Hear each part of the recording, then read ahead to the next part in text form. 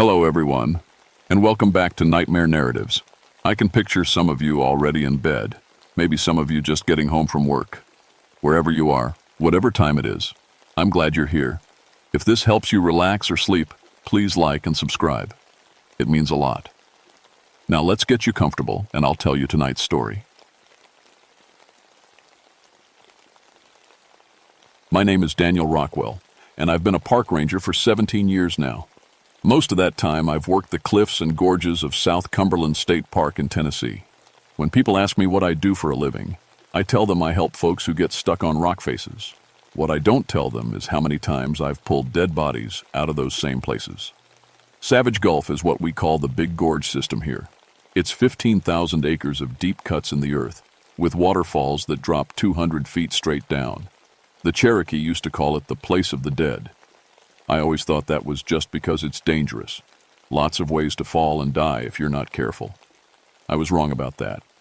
Before I tell you what really happened in June of 1984, you need to know I'm not the kind of guy who believes in ghost stories. I've got advanced rope rescue training. I've pulled over 200 people off cliff faces. When someone tells me they saw something weird, I look for the real reason. Loose rock, bad equipment, or just plain human error. That's what I thought was happening when Janet Mills fell. Janet was teaching a rock climbing class that Tuesday morning. She'd been climbing for 12 years, knew every route in Savage Gulf like her own backyard. The group she was teaching was small, just 4 people learning the basics on an easy wall we call Turtle Rock. I was about a mile away when I heard the screaming. By the time I got there, Janet was lying on a ledge about 50 feet down from where she'd started. Her students were up top, looking scared and confused. One of them, a college kid named Tommy, was the first to talk to me. "She just fell," he kept saying. "She was showing us how to set an anchor, and then she just fell." Janet was conscious, but hurt bad. Broken leg for sure, maybe some ribs too. While I set up the rescue rope, I asked her why it happened. "Something pushed me," she said. Her face was white with pain, but her eyes were clear. "I felt hands on my back, Daniel. Cold hands." I've heard lots of things from hurt climbers. Pain makes people think all sorts of stuff that isn't real. But Janet wasn't the type to imagine things. Still, I looked at her gear. That's when I saw the rope. The climbing rope she'd been using was cut, not frayed from rubbing against rock, cut clean through with something sharp. The cut was so smooth it looked like someone had used a knife on it. "Janet," I said, trying to keep my voice steady, "did anyone else handle your rope today?" "No," she said. "I checked all my gear this morning like always. That rope was perfect, Daniel. I swear it was perfect." I got her up to the top and called for a helicopter to take her to the hospital. While we waited, I looked around the area where she'd fallen. The rock was solid limestone. No loose pieces that could have cut the rope. No sharp edges either. But there was something else. In the dirt near the cliff edge, I found footprints. Big ones, bigger than any of the climbing students. They were deep in the soft earth, like whoever made them was really heavy. The weird thing was, the prints just stopped at the edge of the cliff. Like whoever made them had walked straight off into empty air. I measured the prints. Size 13 boots, but with a strange pattern I'd never seen before. Deep heel marks, like the person had been standing on their toes.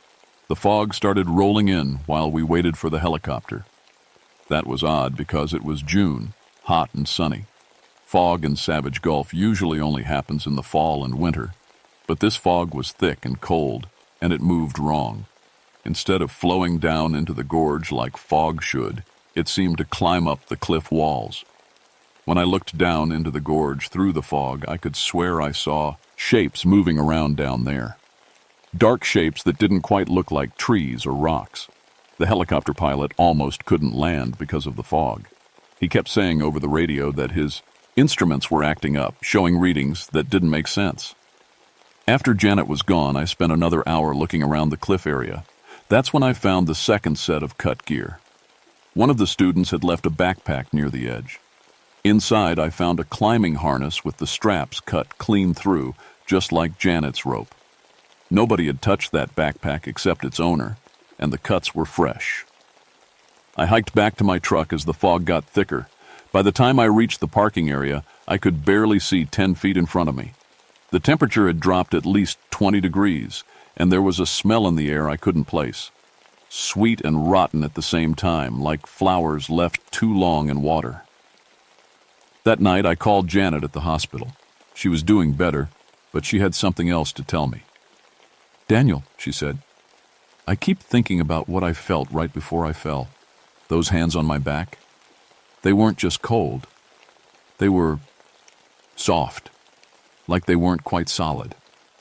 I told her not to worry about it, that she'd hit her head and things would make more sense after she healed up.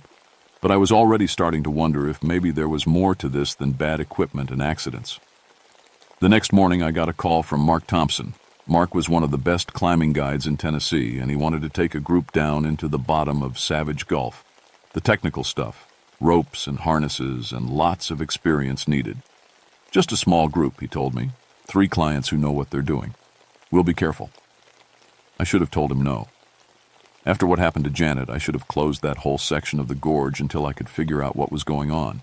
But Mark was good at his job. He'd never had an accident in 8 years of guiding. And I still thought Janet's fall was just bad luck and equipment failure. I told him to go ahead, but to radio me every hour.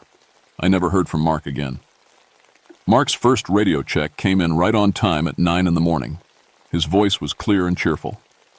"Base, this is Mark. We're at the top of Devil's Staircase getting ready to rappel down. Weather's perfect.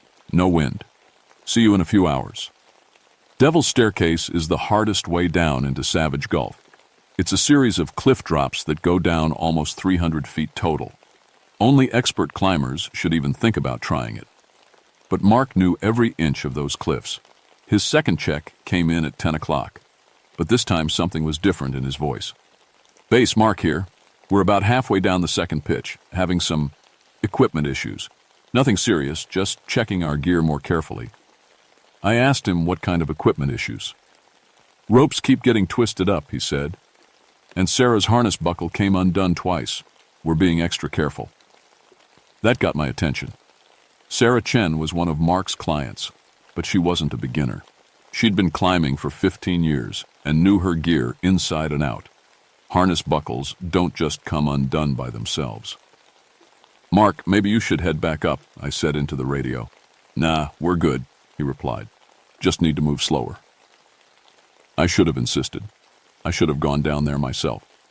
The third radio check never came. At 11:15, I tried calling Mark. Nothing. At 11:30, I tried again. Still nothing.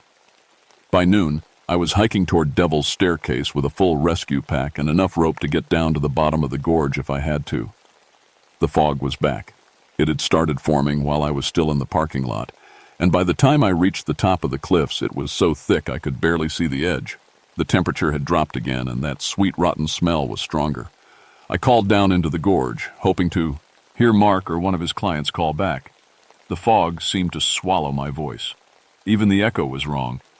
Instead of bouncing back from the opposite cliff wall, my shouts seemed to get absorbed into nothing. I set up my rappel gear and started down Devil's Staircase. The first 100 feet went fine. The rock was solid, my ropes were good, and I could follow the route Mark would have taken. But as I got deeper into the gorge, things started feeling wrong. The fog was moving in ways that didn't make sense. Sometimes it would clear out completely, giving me a perfect view of the rocks below. Other times it would close in so thick I couldn't see my own hands. And it was cold. Not just cool like normal fog, but really cold, like winter air. Halfway down the second cliff section, I found Mark's first piece of gear. It was a carabiner, one of the metal clips climbers use to connect ropes to the rock. It was wedged into a crack about 20 feet to the right of the normal climbing route. When I got closer, I saw that it was bent almost in half. I've seen carabiners break under extreme loads, but I'd never seen one bent like this. It looked like someone had grabbed both ends and twisted them with their bare hands. A carabiner like that is made of aircraft aluminum. It takes thousands of pounds of force to break one. To bend it like this would take even more force, applied in exactly the right way. I kept going down. At the bottom of the second cliff, I found Sarah's helmet. It was sitting on a narrow ledge, upright, like someone had carefully placed it there. But Sarah should have been wearing that helmet. No experienced climber takes their helmet off while they're still on the cliff. I called out again. This time I heard something call back. It wasn't quite an echo. It sounded like my own voice, but different. Like someone was copying the words but didn't quite understand what they meant. The fog cleared for a moment and I could see down to the bottom of the gorge. There was something moving down there, something big and dark that didn't move like a person. It seemed to flow rather than walk, sliding between the trees and rocks like it was made of the same stuff as the fog. Then the fog closed in again, and I couldn't see anything. I was still 100 feet from the bottom when I found Mark. He was hanging from his rope about 30 feet below me, not moving. At first I thought he might just be resting, taking a break on the cliff face. But as I rappelled down toward him, I could see that something was very wrong. Mark was hanging upside down. His feet were tangled in the rope above him, and his head was pointing toward the ground. That's not how a climbing accident happens. When climbers fall, they fall feet first. The safety systems are designed to keep them upright. It was like something had grabbed him and flipped him around. I reached Mark's position and checked for a pulse. He was alive, but unconscious. His face was blue from hanging upside down, and he'd been there long enough that blood was pooling in his head. Getting him turned right side up was one of the hardest technical rescues I'd ever done. I had to set up a complicated pulley system while hanging from the cliff myself, all in fog so thick I could barely see what I was doing. While I worked, I kept hearing things. Sounds that might have been voices or might have been wind moving through the rocks. Sometimes it sounded like someone was calling my name, but when I looked around, there was nothing but fog. It took me almost an hour to get Mark stable and ready to haul up to the top. During that whole time, I didn't see or hear any sign of his other two clients. As I started pulling Mark up the cliff, the fog began to clear. That's when I saw them. Sarah and the third client, a guy named Pete, were at the bottom of the gorge.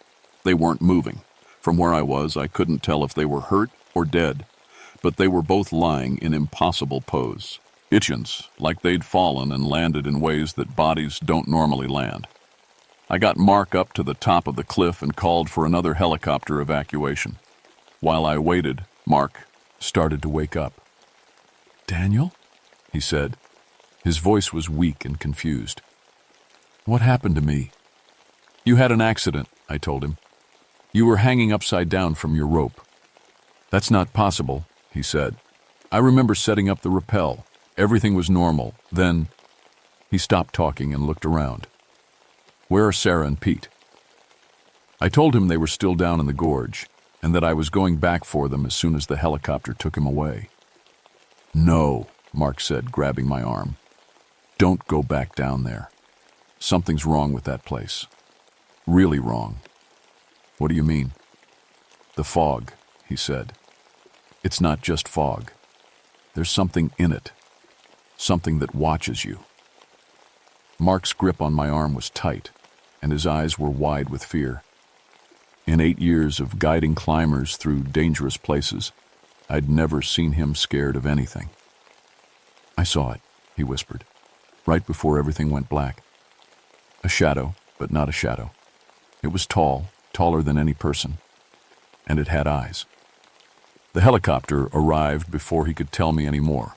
As they loaded Mark on the stretcher, he kept saying the same thing over and over. "Don't let anyone else go down there. Something lives in that gorge."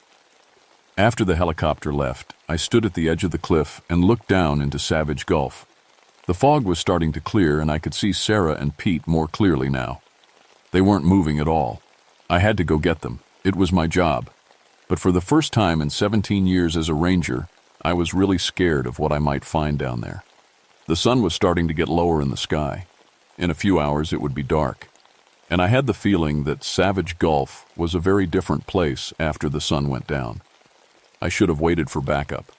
I should have called in a full search and rescue team with more equipment and more people. But Sarah and Pete had been down there for hours already, and if they were hurt, every minute counted. I rappelled back down Devil's Staircase as fast as I could safely manage. This time the fog stayed thin, and I could see all the way to the bottom of the gorge. The silence was complete. No bird calls, no insects, not even the sound of water that usually echoes off the cliff walls. Sarah was lying next to a pile of boulders about 50 yards from the base of the cliff. When I reached her, I could see she was breathing, but she was unconscious. Her climbing gear was scattered around her like it had been torn off and thrown aside. But it was the way she was lying that made my skin crawl. She was on her back with her arms spread wide, but her head was twisted around so far that she was looking straight down at the ground. No person can turn their head that far. It should have broken her neck. I checked her pulse and breathing. Both were steady, but slow. It was like she was in some kind of deep sleep. Pete was 20 yards away, and he was in even worse shape. He was sitting upright against a tree, but his legs were bent backward at the knees. Not broken, bent. Like someone had grabbed his ankles and folded his legs the wrong way at the joints. He was conscious, but when I talked to him, he didn't seem to see or hear me. His eyes were open, staring straight ahead, but they didn't track movement. When I waved my hand in front of his face, he didn't blink. "Pete," I said, "can you hear me? I'm here to help." He opened his mouth like he was going to answer, but no sound came out. Then his mouth kept opening wider and wider until his jaw was stretched so far that I could see all the way down his throat. That's when I heard the laughing. It started soft and low, like someone trying not to be heard. But it got louder and closer until it seemed to be coming from everywhere at once.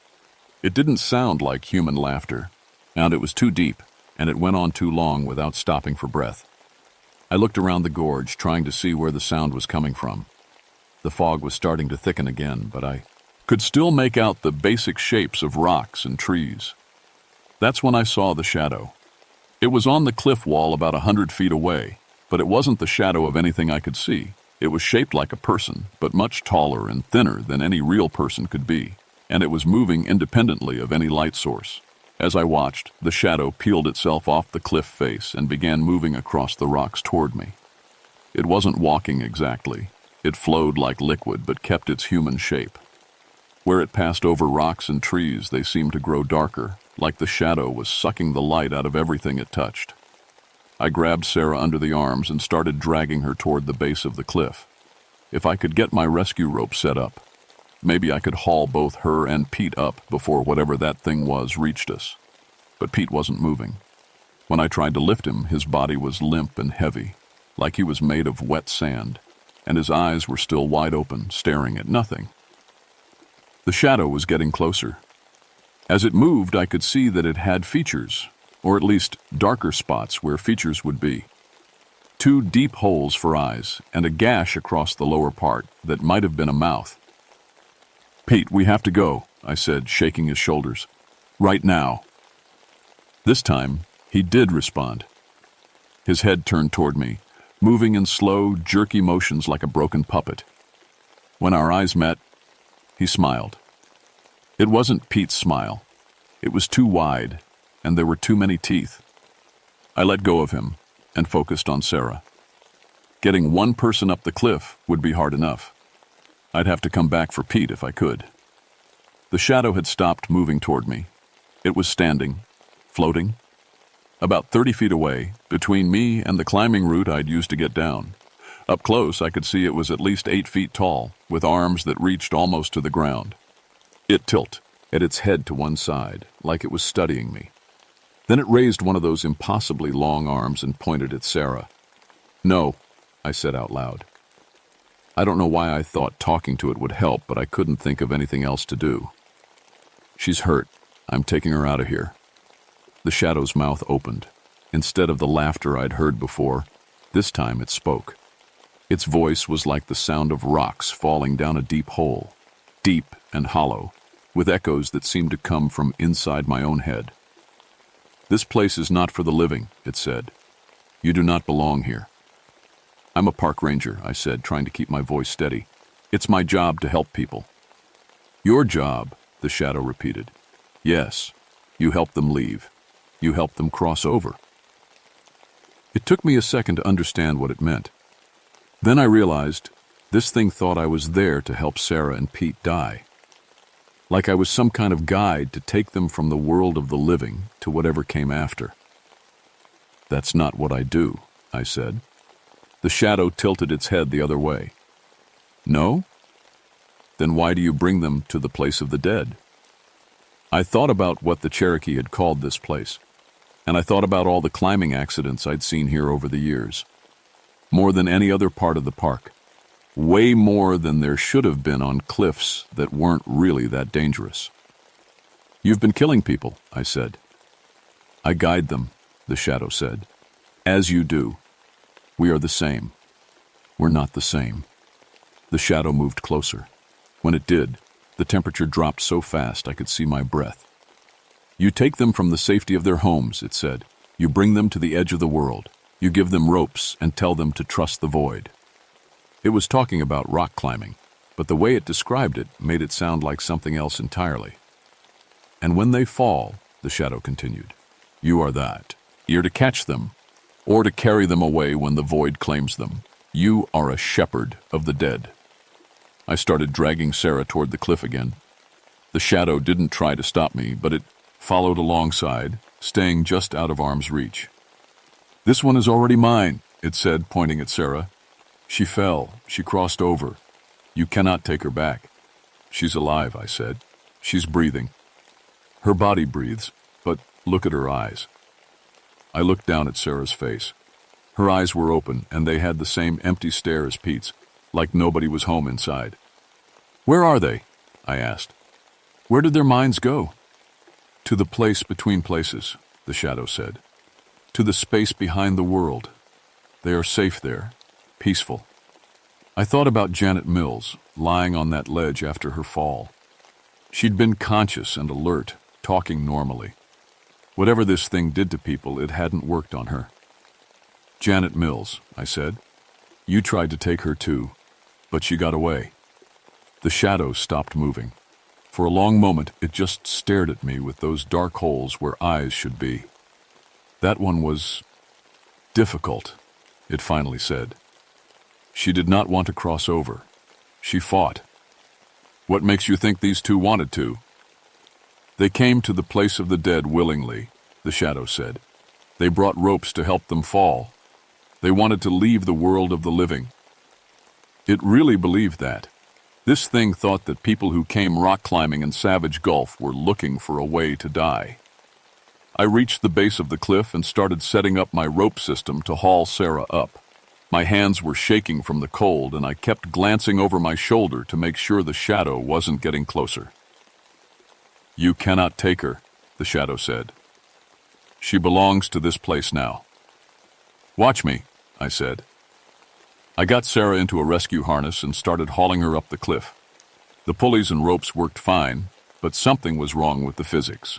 She felt much heavier than she should have, like she was being pulled down by more than just gravity.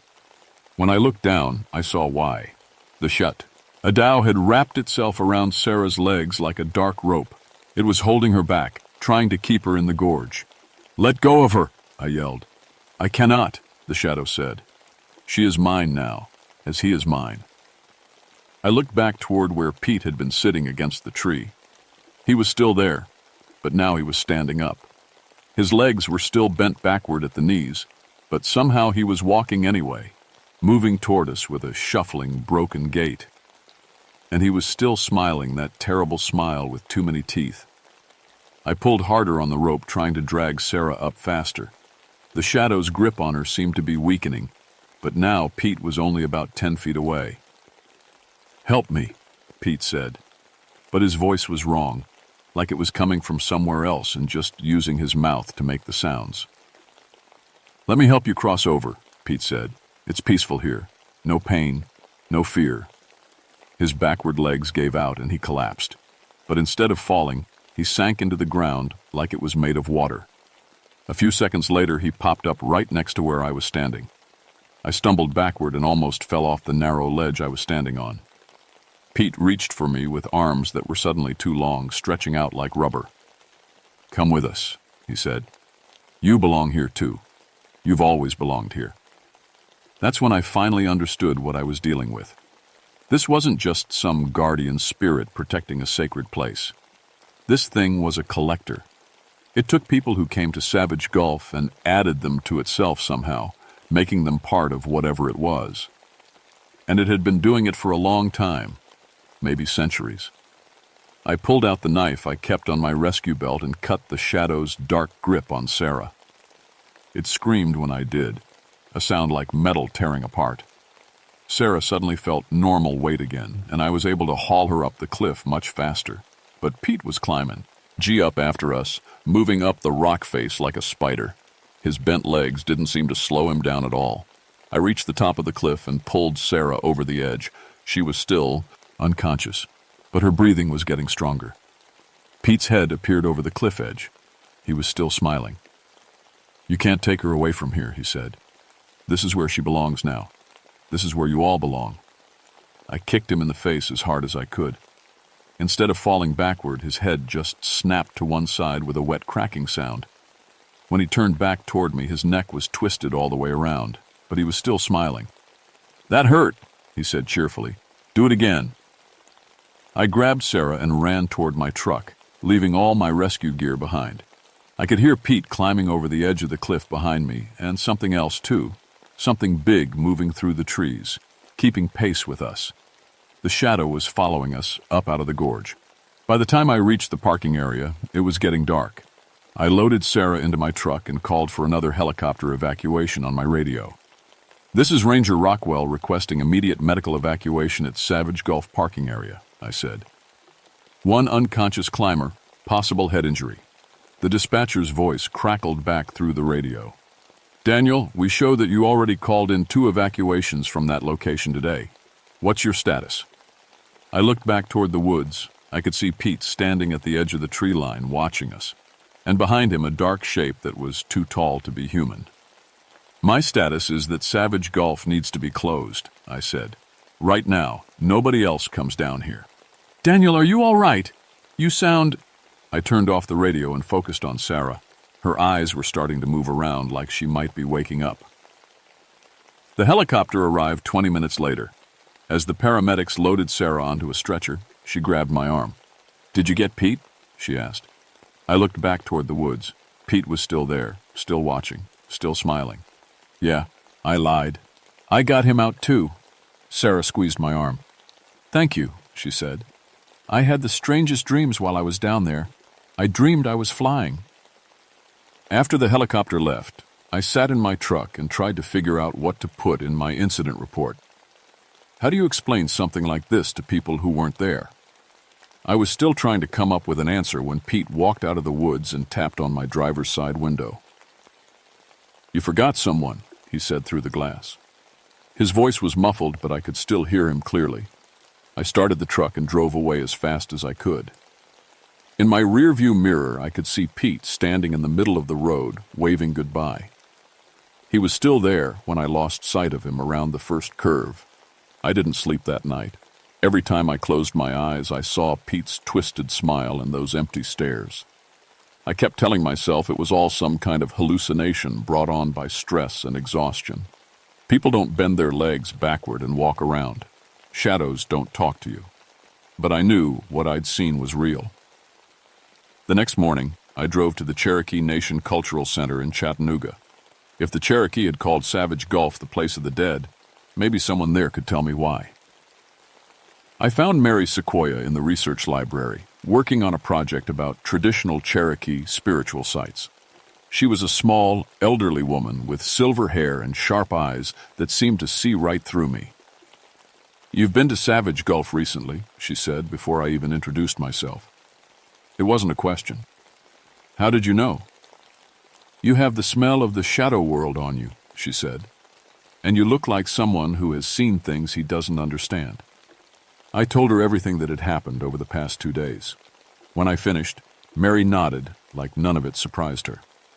"The Cherokee have stories about that place, going back hundreds of years," she said, "long before it became a state park. We called it Nvi Amayehi, the place where spirits cross over."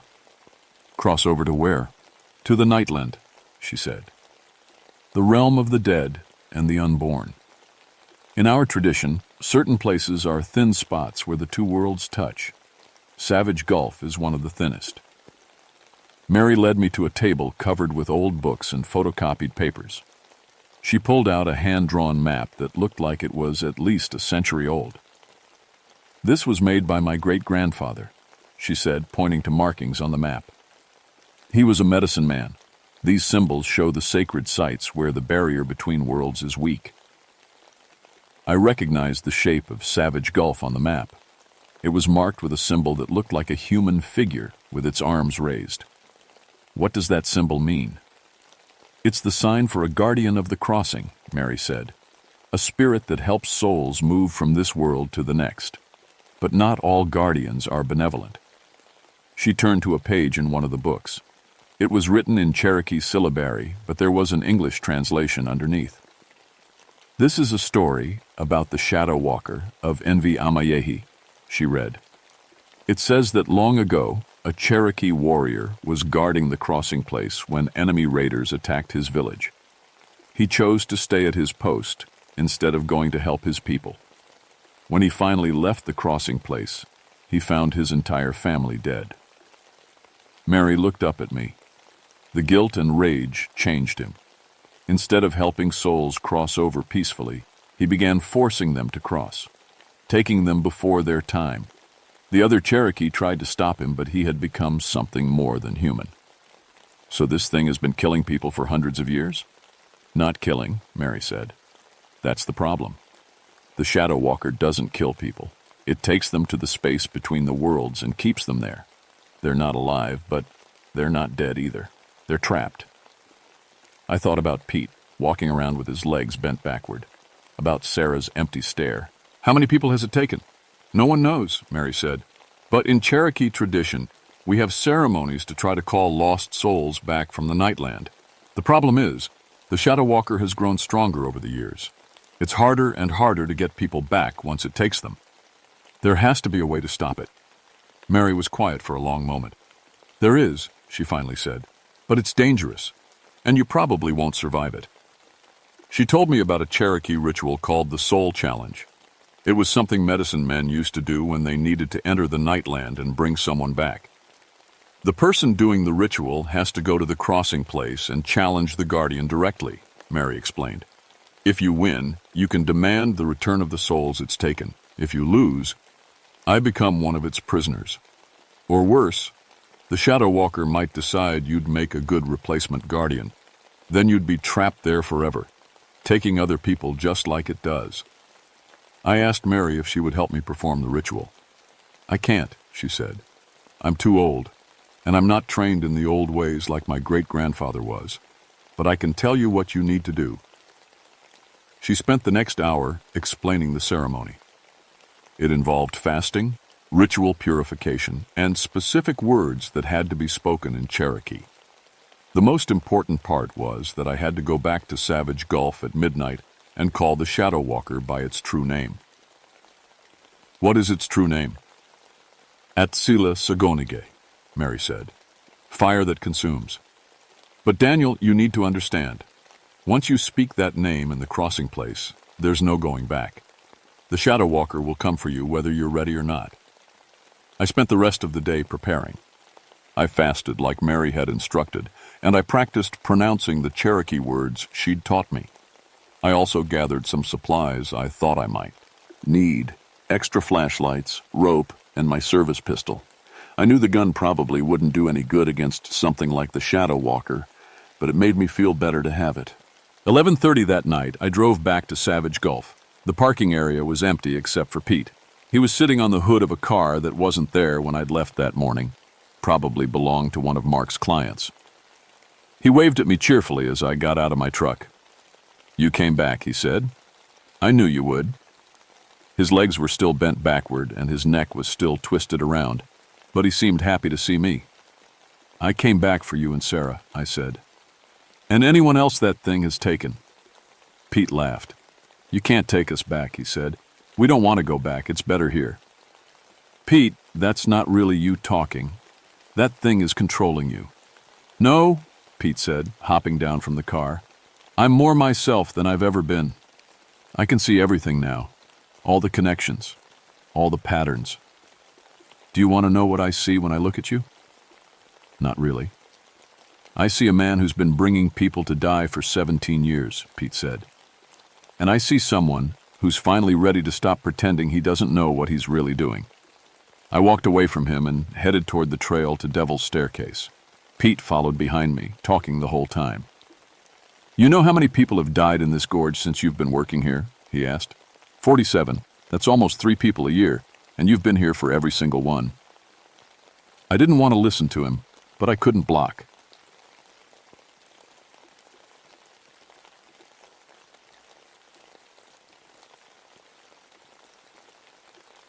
"My name is Patricia Kirkwood, and I've been a park ranger for 13 years now. People call me Patty, and I work in Virginia's Blue Ridge Mountains at Shenandoah National Park.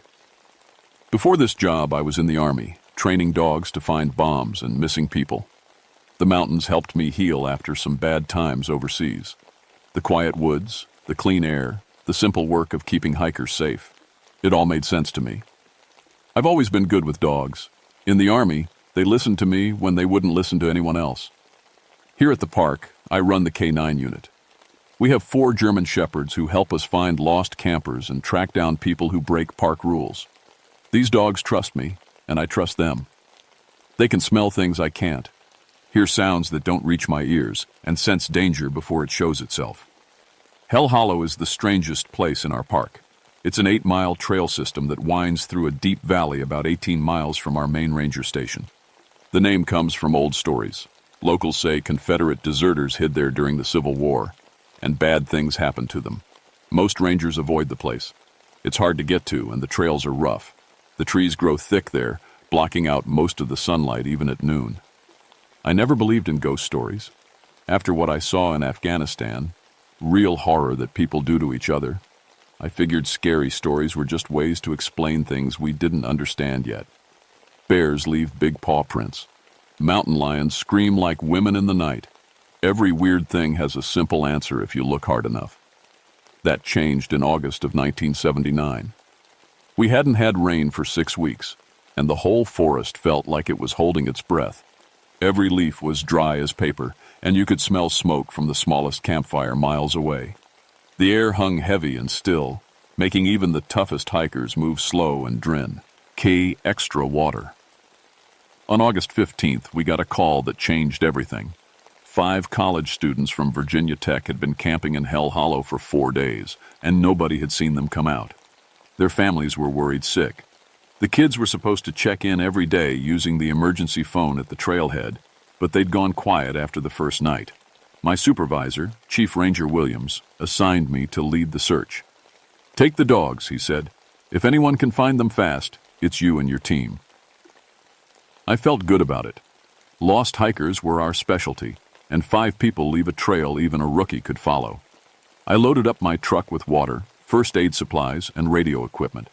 The 4 search dogs, Rex, Bruno, Shep, and Lady, jumped into their transport cages like they always did, ready to work. The drive to Hell Hollow takes 45 minutes on winding mountain roads. The closer we got, the quieter my dogs became. Usually they'd be panting and whining, excited to get out and start searching. This time they just sat in their cages, staring out at the forest with their ears pinned back. When we reached the trailhead parking area, I found the students' cars right where they should be. 2 old station wagons with Virginia Tech stickers and camping gear strapped on top. Nothing looked wrong, no broken windows, no signs of trouble. I radioed back to headquarters that we'd arrived and started getting the dogs ready. That's when I first noticed something was off. Rex, my lead dog and the smartest animal I'd ever worked with, wouldn't get out of his cage. He pressed himself against the back corner and made a low, whining sound I'd never heard before.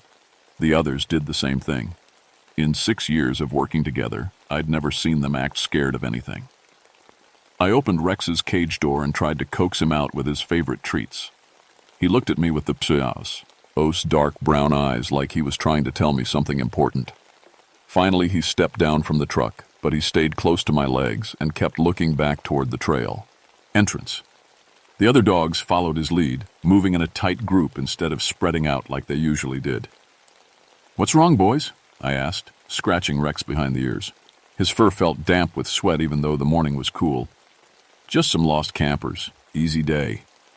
I clipped on their tracking leads and pulled out the evidence bag, a t-shirt one of the missing students had left in his car. The dogs sniffed it and immediately picked up the scent trail leading into Hell Hollow. But instead of pulling forward like hunting dogs should, they planted their feet and pulled back toward the truck. "Come on," I said, tugging gently on Rex's lead. "This is what we do." Rex took a few steps toward the trail, then stopped and made that whining sound again. All 4 dogs were now pressed against each other, hackles raised, staring down the dark path between the trees. I'd seen dogs react to bears this way, and mountain lions, but there was something different about this. They weren't just afraid. They were trying to protect me from something.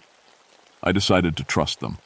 In all my years of working with search dogs, they'd never been wrong about danger. If they thought Hell Hollow was unsafe, maybe we needed backup. I radioed the station and asked them to send another ranger to meet us. While we waited, I walked around the parking area looking for clues.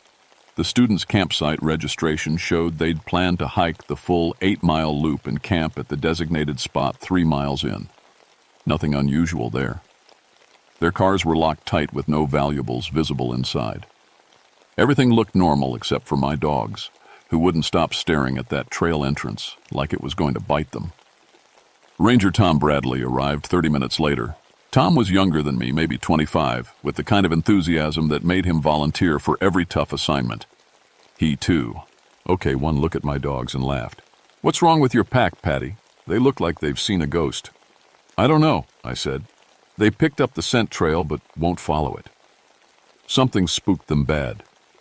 Tom shrugged and shouldered his backpack. "Well, 5 kids are counting on us. Dogs or no dogs, we need to find them before this drought gets any worse. Weather Service is calling for lightning tonight." He was right, but I still felt uneasy as we started down the Hell Hollow trail. The dogs came with us, but stayed bunched up between Tom and me instead of ranging ahead to track. The forest felt wrong somehow. Too quiet, too still. No birds singing, no squirrels chattering, no insects buzzing.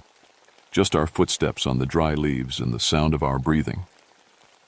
After about a mile, Rex suddenly stopped and growled. Not his warning bark or his playful rumble. A deep, serious sound that made the hair on my neck stand up. He was staring off into the trees to our left, body tense and ready to fight or run. "What is it, boy?" I followed his gaze but saw nothing except shadows and undergrowth. Tom stopped beside me and pulled out his binoculars. "Probably just a deer. These dogs are really worked up about something."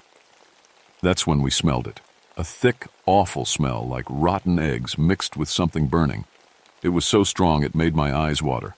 The dogs started whining and backing up, pulling their leads tight. "Dead animal," Tom said, covering his nose with his shirt.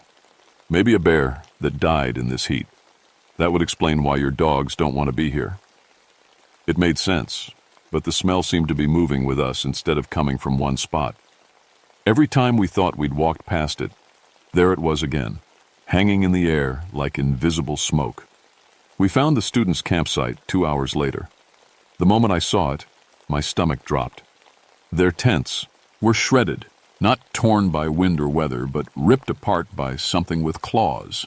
Sleeping bags and camping gear were scattered everywhere. A cooler lay on its side, contents spilled, out, and spoiled.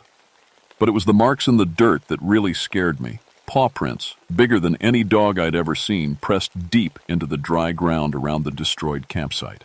They were everywhere, dozens of them, like a whole pack had circled the tents before attacking. Tom knelt down beside one of the clearest prints. "Jesus, Patty, look at the size of this thing." The print was almost as long as his hand and twice as wide. 5 toe marks with claw scratches extending an inch beyond each toe. Whatever made it had to weigh at least 150 pounds, maybe more. "Mountain lion?" Tom asked, but he didn't sound convinced. I shook my head. "Wrong shape. Too wide, too many toes. This looks like a dog print, but no dog gets this big." My 4 search dogs were now pressed against my legs, trembling. Rex kept looking around the destroyed campsite like he expected something to jump out at us. I'd never seen him this scared. Not even during thunderstorms, or when we found that injured bear last spring. We called out for the missing students, shouting their names and listening for any response. Nothing came back except our own voices echoing off the valley walls. The forest stayed dead quiet, like even the trees were afraid to make noise. "We need to call this in," I told Tom.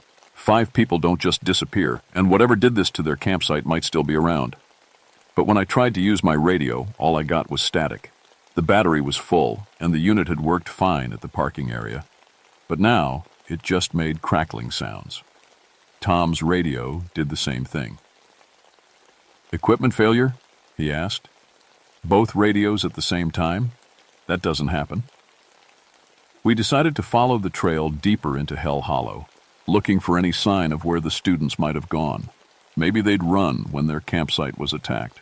Maybe they were hiding somewhere, hurt and red, waiting for help. The paw prints led away from the campsite in all directions, but most of them headed toward the heart of the valley where the old Civil War sites were marked on our maps. I'd never been back there. Hell Hollow was too remote and dangerous for regular patrols. But I knew the stories. Confederate deserters had hidden in these mountains, and Union soldiers had hunted them down. Some say they found a whole group of deserters and shot them right there in the valley.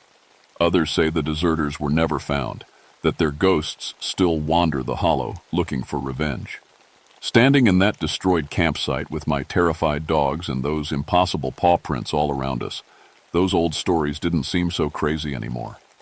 We followed the paw prints deeper into Hell Hollow, but every step felt like a mistake. The trees grew thicker and taller, blocking out so much sunlight that it felt like evening even though it was only noon. My dogs stayed right beside me, looking over their shoulders every few seconds like something was following us. The trail wound down into the valley, getting narrower and more overgrown. Old Civil War markers appeared every quarter mile, rusted metal signs that told about battles and troop movements from more than 100 years ago. Most were too faded to read, but I caught words like Confederate retreat and Union pursuit. "Look at this," Tom called from up ahead. He was standing beside a historical marker that looked newer than the others. The metal plate was green with age but still readable. Hell Hollow Executions, 1863. On this site, Union forces captured and executed 12 Confederate deserters who had been hiding in these mountains for 6 months. Local residents reported strange occurrences following the executions, including sightings of large black dogs guarding the burial site. "Black dogs," I muttered low, looking down at the massive paw prints we'd been following, just like in the old stories. Tom laughed, but it sounded forced. "Come on, Patty. You don't believe in ghost dogs, do you?" Before I could answer, Rex started barking. Not his normal bark, but a wild, panicked sound that echoed through the valley. He was staring into the trees about 50 yards ahead, his whole body rigid with fear. The other dogs joined in, creating such a racket that birds finally started flying out of the trees. That's when I saw them. At first, they looked like shadows moving between the tree trunks, but shadows don't have eyes, and these things had eyes that glowed red like hot coals. I counted them as they moved. 1, 2, 5, 8, 12 dark shapes, each one bigger than any dog had a right to be. They weren't running toward us or away from us. They were just there, watching us, like they were deciding what to do with the people who'd wandered into their territory. "Tom," I whispered, trying not to move too fast. "Do you see them?" He raised his binoculars and went very still. "What the hell are those things?" The creatures, I couldn't think of them as dogs anymore, started moving closer. They didn't make any sound, not even footsteps on the dry leaves. They flowed between the trees like black water, always staying just far enough away that we couldn't see them clearly. But those red eyes never blinked, never looked away from us. My dogs had stopped barking and were now pressed so close against my legs I could barely walk. Rex was making a low, constant whining sound like he was begging me to run. Every instinct I had was telling me the same thing. Get out of Hell Hollow now, before these things decided we were a threat. But we couldn't leave. 5 college students were somewhere in this valley, and if these creatures were real, then those kids were in terrible danger. "We need to get to higher ground," I told Tom. "Find a place where we can see what we're dealing with and radio for backup." We started climbing up the ridge that ran along the eastern side of the valley. The creatures followed us, staying parallel to our path but never getting close enough for a clear look. Every time I turned to check on them, I saw those red eyes glowing in the shadows, counting us, measuring us. Halfway up the ridge, we found something that made my blood run cold. A backpack, torn and bloody, hanging from a tree branch about 8 feet off the ground. The name tag said, Kevin Morrison, one of the missing students. Tom climbed up and got the pack down. Inside were normal college things, textbooks, a wallet, some snacks. But the pack itself was shredded just like the tents at the campsite. Long claw marks ran through the heavy canvas like it was made of paper. "How did this get up so high?" Tom asked. I didn't want to think about that. Whatever had torn up Kevin Morrison's backpack was strong enough to jump 8 feet straight up, or smart enough to climb trees. Either possibility scared me. The red eyes were still following us through the trees, but now they seemed closer. I could start to make out shapes, huge black bodies, pointed ears, teeth that looked too big and too white. They moved like wolves, but wolves don't have eyes that glow like fire, and they don't grow to the size of small horses. We reached the top of the ridge just as the sun started setting behind the mountains. From up there, we could see the whole valley spread out below us, miles of forest and hidden valleys where anything could be hiding. My radio still didn't work, but at least we had a good view of our surroundings. That's when Tom screamed. I spun around and saw one of the creatures standing right behind him, not 20 feet away. In the fading daylight, I could see it clearly for the first time. It was definitely shaped like a dog, but everything was wrong about it. Too big, too tall, with fur so black it seemed to absorb light instead of reflecting. Yet its eyes weren't just red, they were glowing like hot coals in a forge, casting actual light on the ground around its feet. And it was staring right at me. Tom was backing up slowly, his hands raised like he was surrendering to a wild animal. "Easy," he whispered. "Easy, boy. We're not here to hurt you." The creature tilted its head, almost like it was listening. Then it opened its mouth and let out a sound I'll never forget, part howl, part roar, and part something that no earthly animal should ever make. The sound echoed through the valley and came back to us from all directions. That's when I realized we were surrounded. They'd been herding us up the ridge like sheep, cutting off our escape routes one by one. Now 12 pairs of red eyes formed a circle around us in the growing darkness. My dogs were pressed against each other in the center of the circle, whimpering like puppies. The first creature took a step toward Tom. Its paw made no sound on the rocky ground, but I could see the muscles moving under its black fur. It was easily 6 feet long from nose to tail, with shoulders higher than my waist. "Patty," Tom whispered, not taking his eyes off the creature. "What do we do?" I didn't know. These weren't normal animals. They didn't act like wild dogs or wolves. They were too smart, too organized, too deliberate. Like they were thinking, planning, deciding what to do with the humans who'd invaded their territory. Then I remembered something from the historical marker we'd read. 12 Confederate deserters executed in 1863. 12 black dogs guarding the burial site. 12 red eyes surrounding us now on the ridge above Hell Hollow. "They're not just animals," I said quietly. "They're guarding something. That's why they haven't attacked us yet. We're not at the right place." The lead creature turned its burning gaze on me, and I swear it nodded like it understood what I was saying.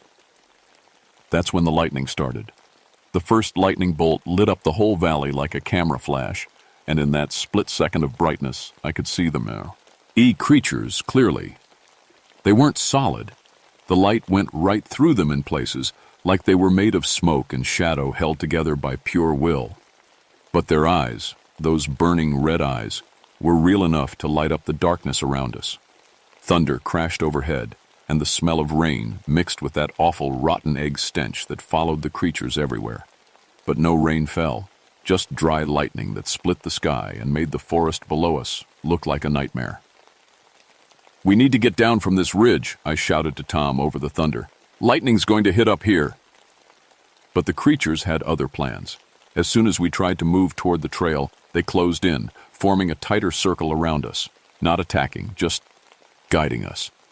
They wanted us to go somewhere specific, and it wasn't back to safety.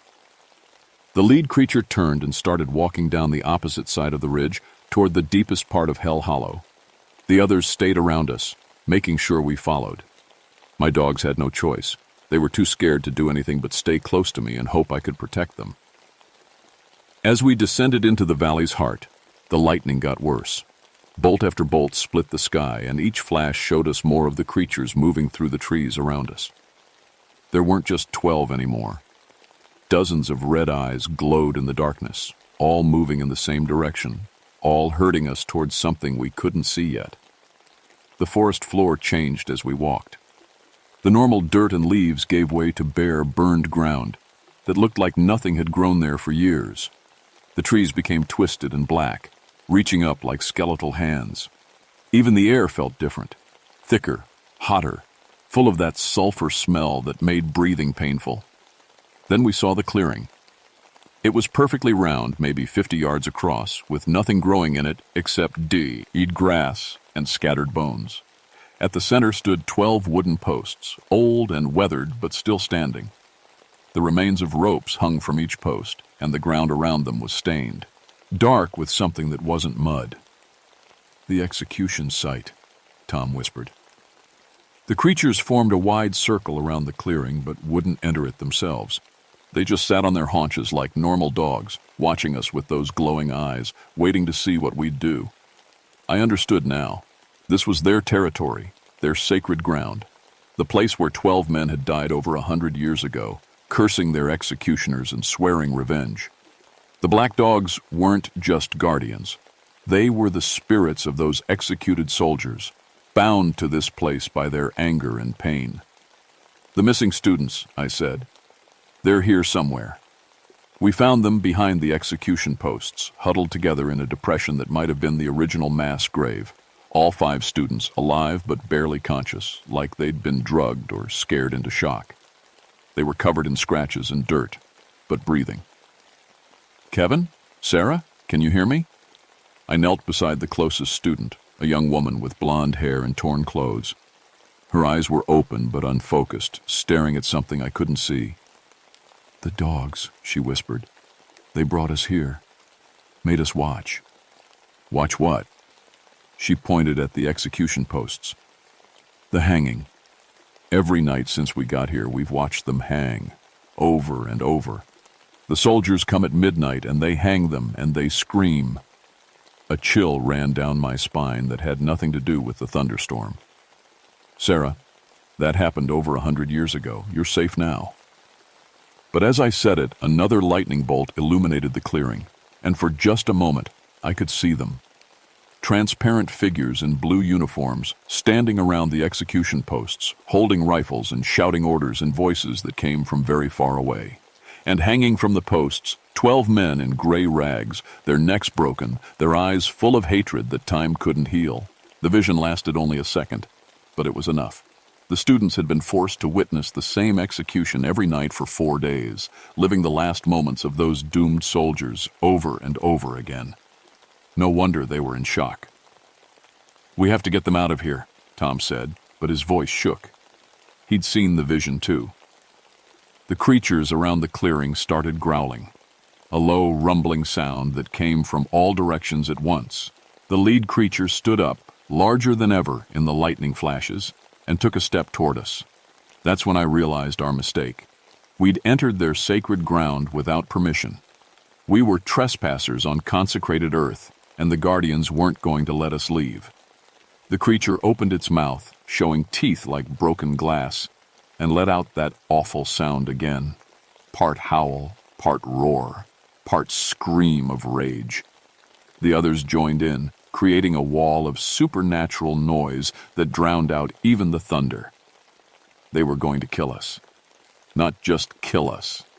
They were going to keep us here like they'd kept the students, forcing us to watch the execution night after night until we lost our minds.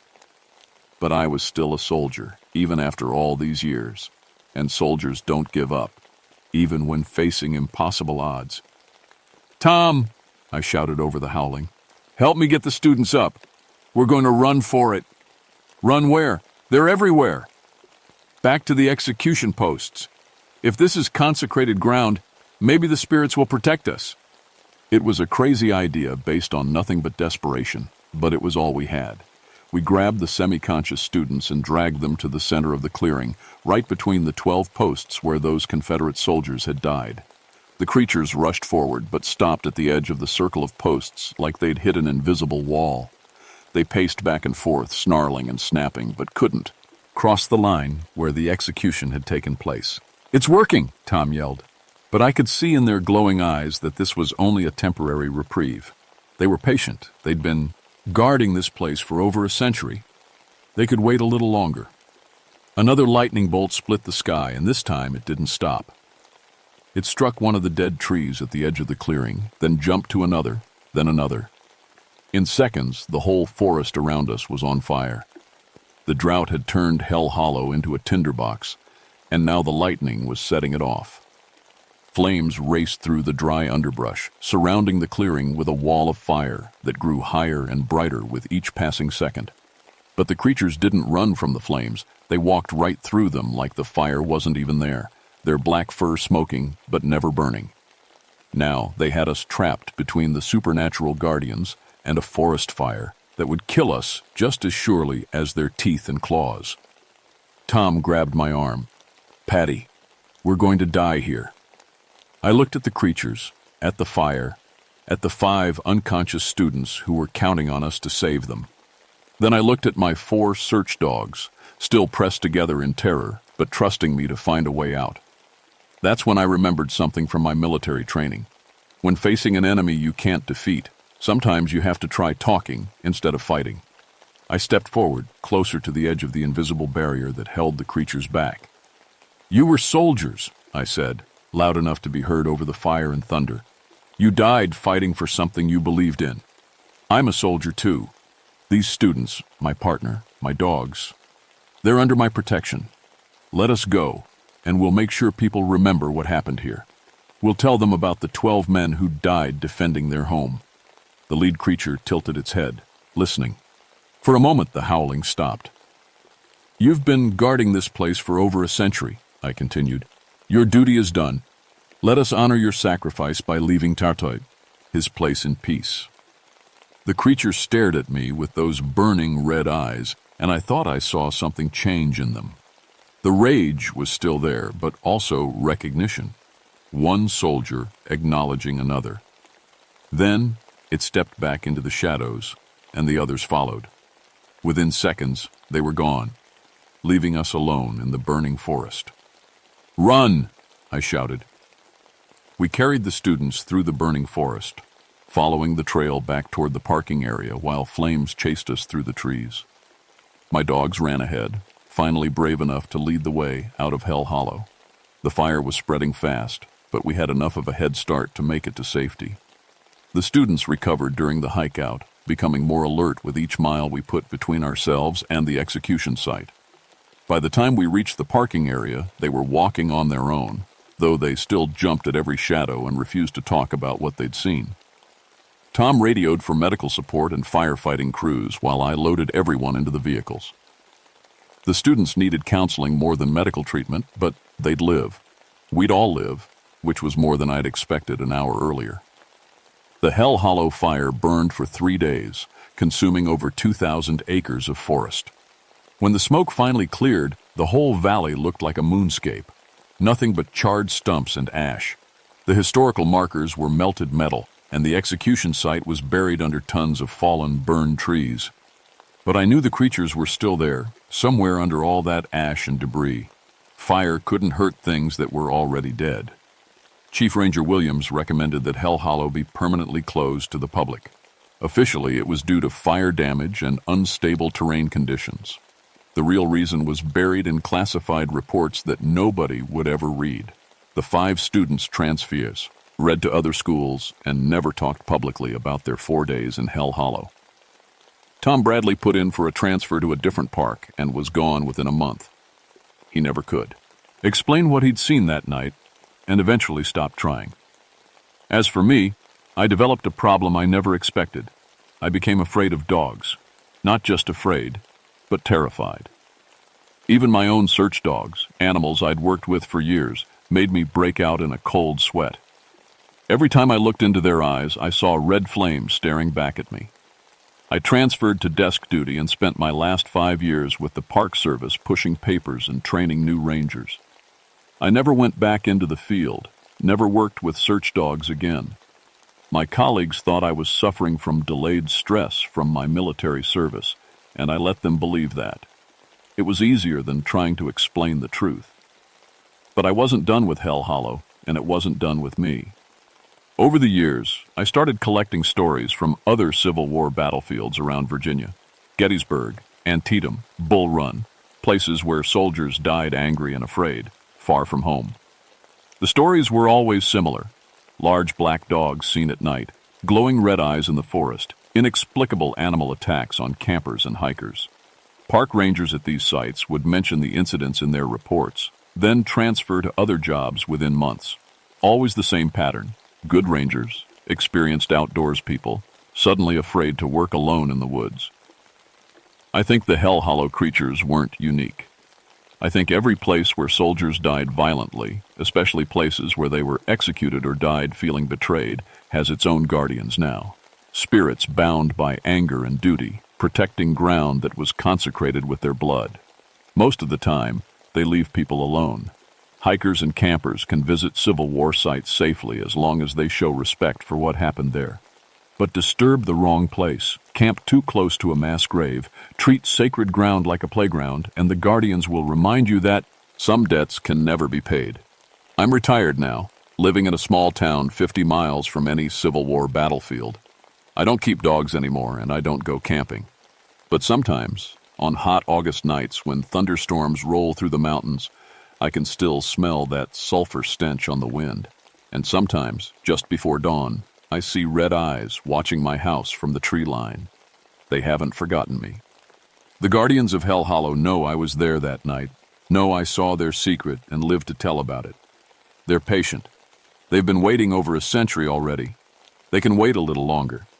But I know they're coming for me eventually, and when they do, I'll be ready to face them like the soldier I've always been, even if I'm too old and scared to fight anymore.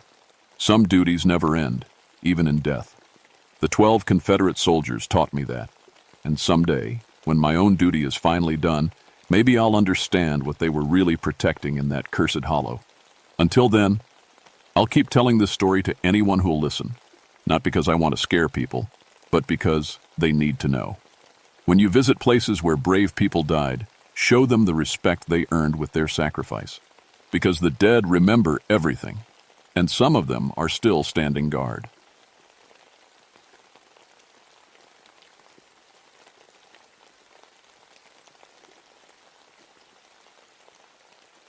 My name is Rebecca Moorfield, and I need to tell you what happened on Grandfather Mountain in September 1977.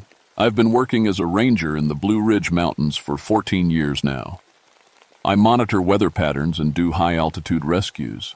I have a degree in meteorology from NC State, and I've been struck by lightning twice and live to tell about it. The Cherokee folks call me a friend, and the old-timers in these parts trust my word. I'm telling you this so you'll believe what comes next, because what I saw up there changed everything I thought I knew about these mountains. I grew up in these hills. My grandmother was what people called a granny woman. She knew herbs and old ways and stories that made your skin crawl. She used to tell me about the witch lights that danced on Devil's Courthouse when the spirits were angry. I always figured it was just swamp gas or car headlights reflecting off the fog. Natural stuff with natural explanations. That's what I believed until September 15th, 1977. I was stationed at the weather monitoring post on Devil's Courthouse. That's the exposed granite peak at 5,720 feet. 8 miles from the nearest road, above the tree line where the wind never stops howling. My job was to track storm systems coming through the mountains and radio warnings to the towns below. The morning started normal enough. I checked all my instruments: barometric pressure, wind speed, temperature readings. Everything looked standard for mid-September. A cold front was moving in from Tennessee, but nothing unusual about that. Then around noon, my equipment started acting strange. The barometric pressure readings made no sense. The numbers kept jumping around like someone was shaking the instruments. But I checked everything twice. The gauges were working fine. According to my readings, we had pressure changes that shouldn't happen in nature. It Was like the atmosphere was having some kind of fit. I radioed down to base camp. "This is Rebecca at Devil's Courthouse.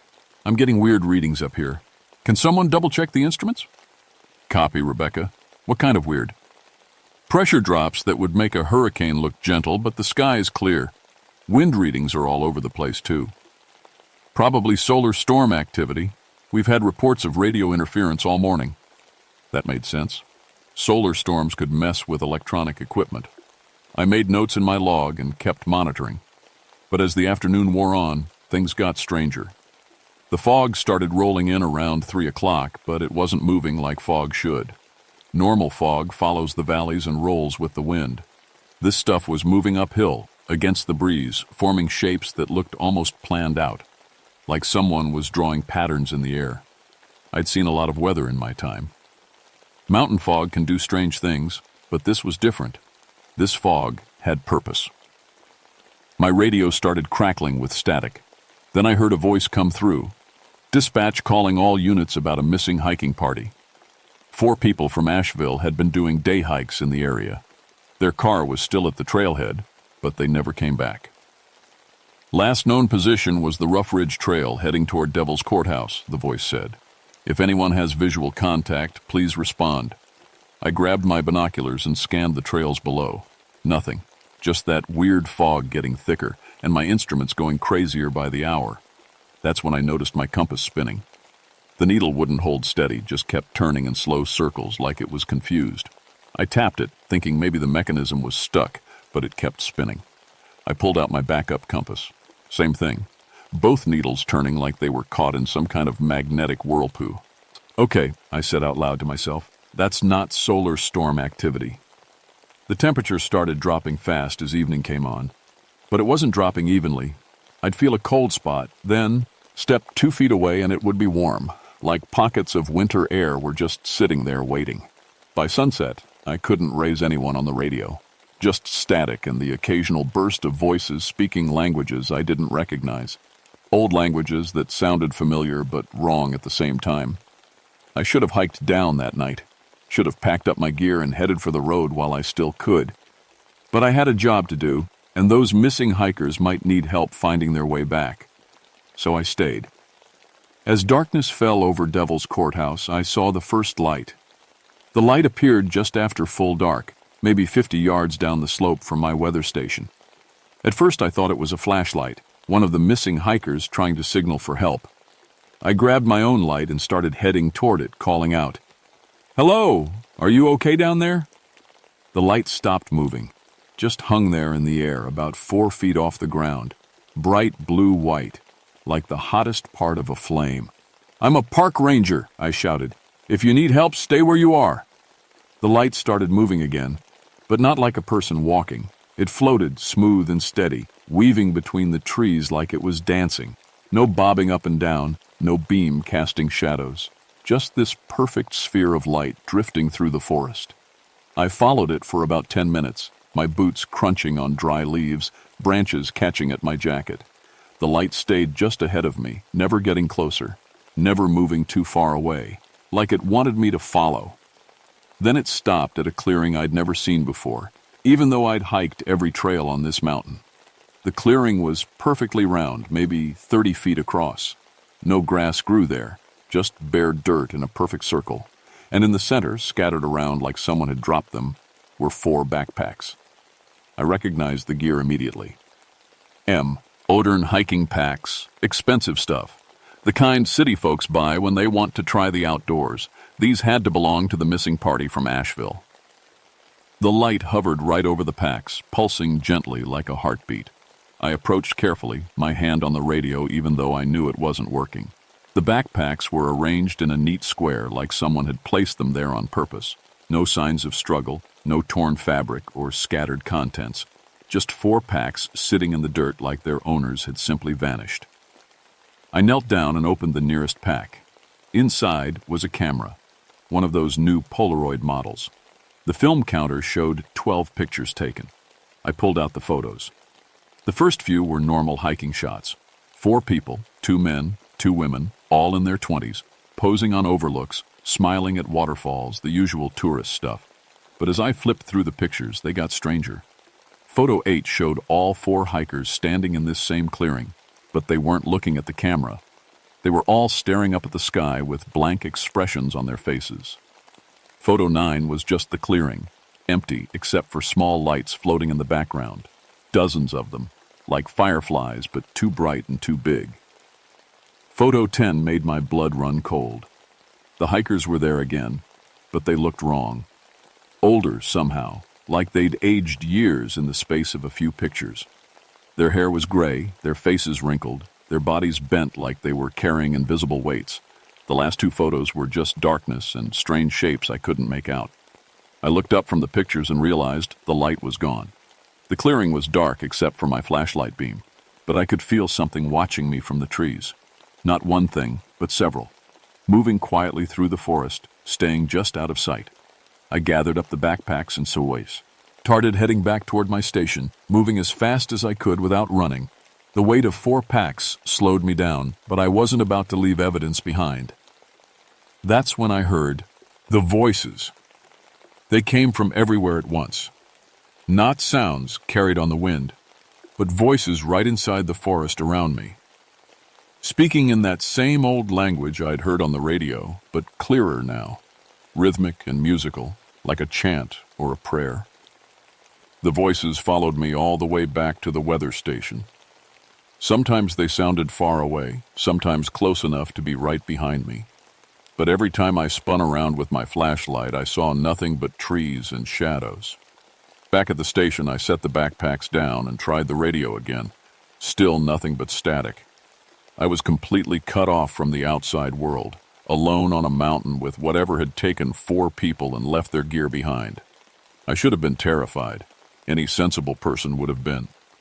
But alongside the fear, I felt something else, a strange familiarity, like I'd been in this situation before. Like some part of me had been waiting for this my whole life. Maybe it was my grandmother's blood. Maybe it was 14 years in these mountains. But I knew I was dealing with something that had been here long before the first white settler, long before the Cherokee themselves, something that considered this mountain its home and didn't appreciate visitors. I loaded my shotgun, standard equipment for Park Service in case of bears or wild dogs, and settled in to wait for dawn. The voices kept singing outside, growing louder as the night got deeper. Around midnight, the lights came back. Not one this time, but dozens. They rose up from the forest like bubbles in water, floating higher and higher until they surrounded my weather station. Beautiful blue-white spheres, each one about the size of a basketball, pulsing in perfect rhythm. They didn't come close enough to touch, but I could feel their presence like heat from a fire. The air around them hummed with energy that made my skin tingle and my teeth ache. I stepped out onto the deck of my station, shotgun in hand, and tried to look brave. "What do you want?" I called out. The lights pulsed faster, and the humming got louder. One of them drifted closer, and I got a better look at what I was dealing with. It wasn't just light. There was something inside each sphere, like smoke or mist swirling in patterns too complex to follow. And in the center, barely visible, shapes that might have been faces. Old faces, wrinkled and wise and angry. The closest light stopped about 10 feet away and hung there, waiting. I could feel it studying me, taking my measure. Then, without warning, it rushed forward. I fired the shotgun. The blast tore right through the light without slowing it down. The sphere hit me like a wall of ice water, and suddenly I was somewhere else. I was standing in the same clearing where I'd found the backpacks, but it wasn't empty now. The 4 missing hikers were there, standing in a circle, holding hands. But they weren't the young people from the photographs anymore. They were ancient. Their faces were like dried leather, their hair white as snow, their bodies bent and frail. They turned to look at me with eyes that held decades of confusion and fear. "Help us," one of them whispered, and her voice sounded like autumn leaves scraping across stone. "We can't remember. How long have we been here?" 3 days, I said. But even as I spoke, I knew it wasn't true. These people had been here much longer than 3 days. Time worked differently in this place. "We came to hike," another one said, a man whose face was so wrinkled I could barely make out his features. "Just for the day." We were going to be back by sunset. The lights appeared around us then, dozens of them, forming a perfect circle. They pulsed and sang, and with each pulse, the hikers grew a little older, a little weaker. They're feeding, I realized out loud. They're taking your life force. The lights heard me and responded. The singing got louder, more urgent, and I felt something tugging at my own energy, like invisible hands reaching inside my chest, trying to pull out something vital. I fought back, remembering my grandmother's stories. Old protections, old ways of dealing with spirits that had forgotten their proper place. Iron, I whispered, pulling out my utility knife. The blade was good steel, and the lights backed away from it like it was on fire. Salt, I said, dumping a packet from my emergency rations on the ground in a rough circle around the hikers. The salt hit the dirt and started glowing with a faint white light of its own. The spirit lights hissed, an angry sound like steam escaping from a kettle. They pressed closer but couldn't cross the salt line. Cherokee words, I said, trying to remember the phrases my grandmother had taught me. Protective words, binding words, words that commanded respect from the old powers. Tanawa, I called out. I speak to the Tanawa spirits. These people are under my protection. The lights stopped pulsing. The singing died away. For a moment, the clearing was completely silent. Then they rushed us all at once. I woke up back at my weather station, lying on the deck with the taste of blood in my mouth.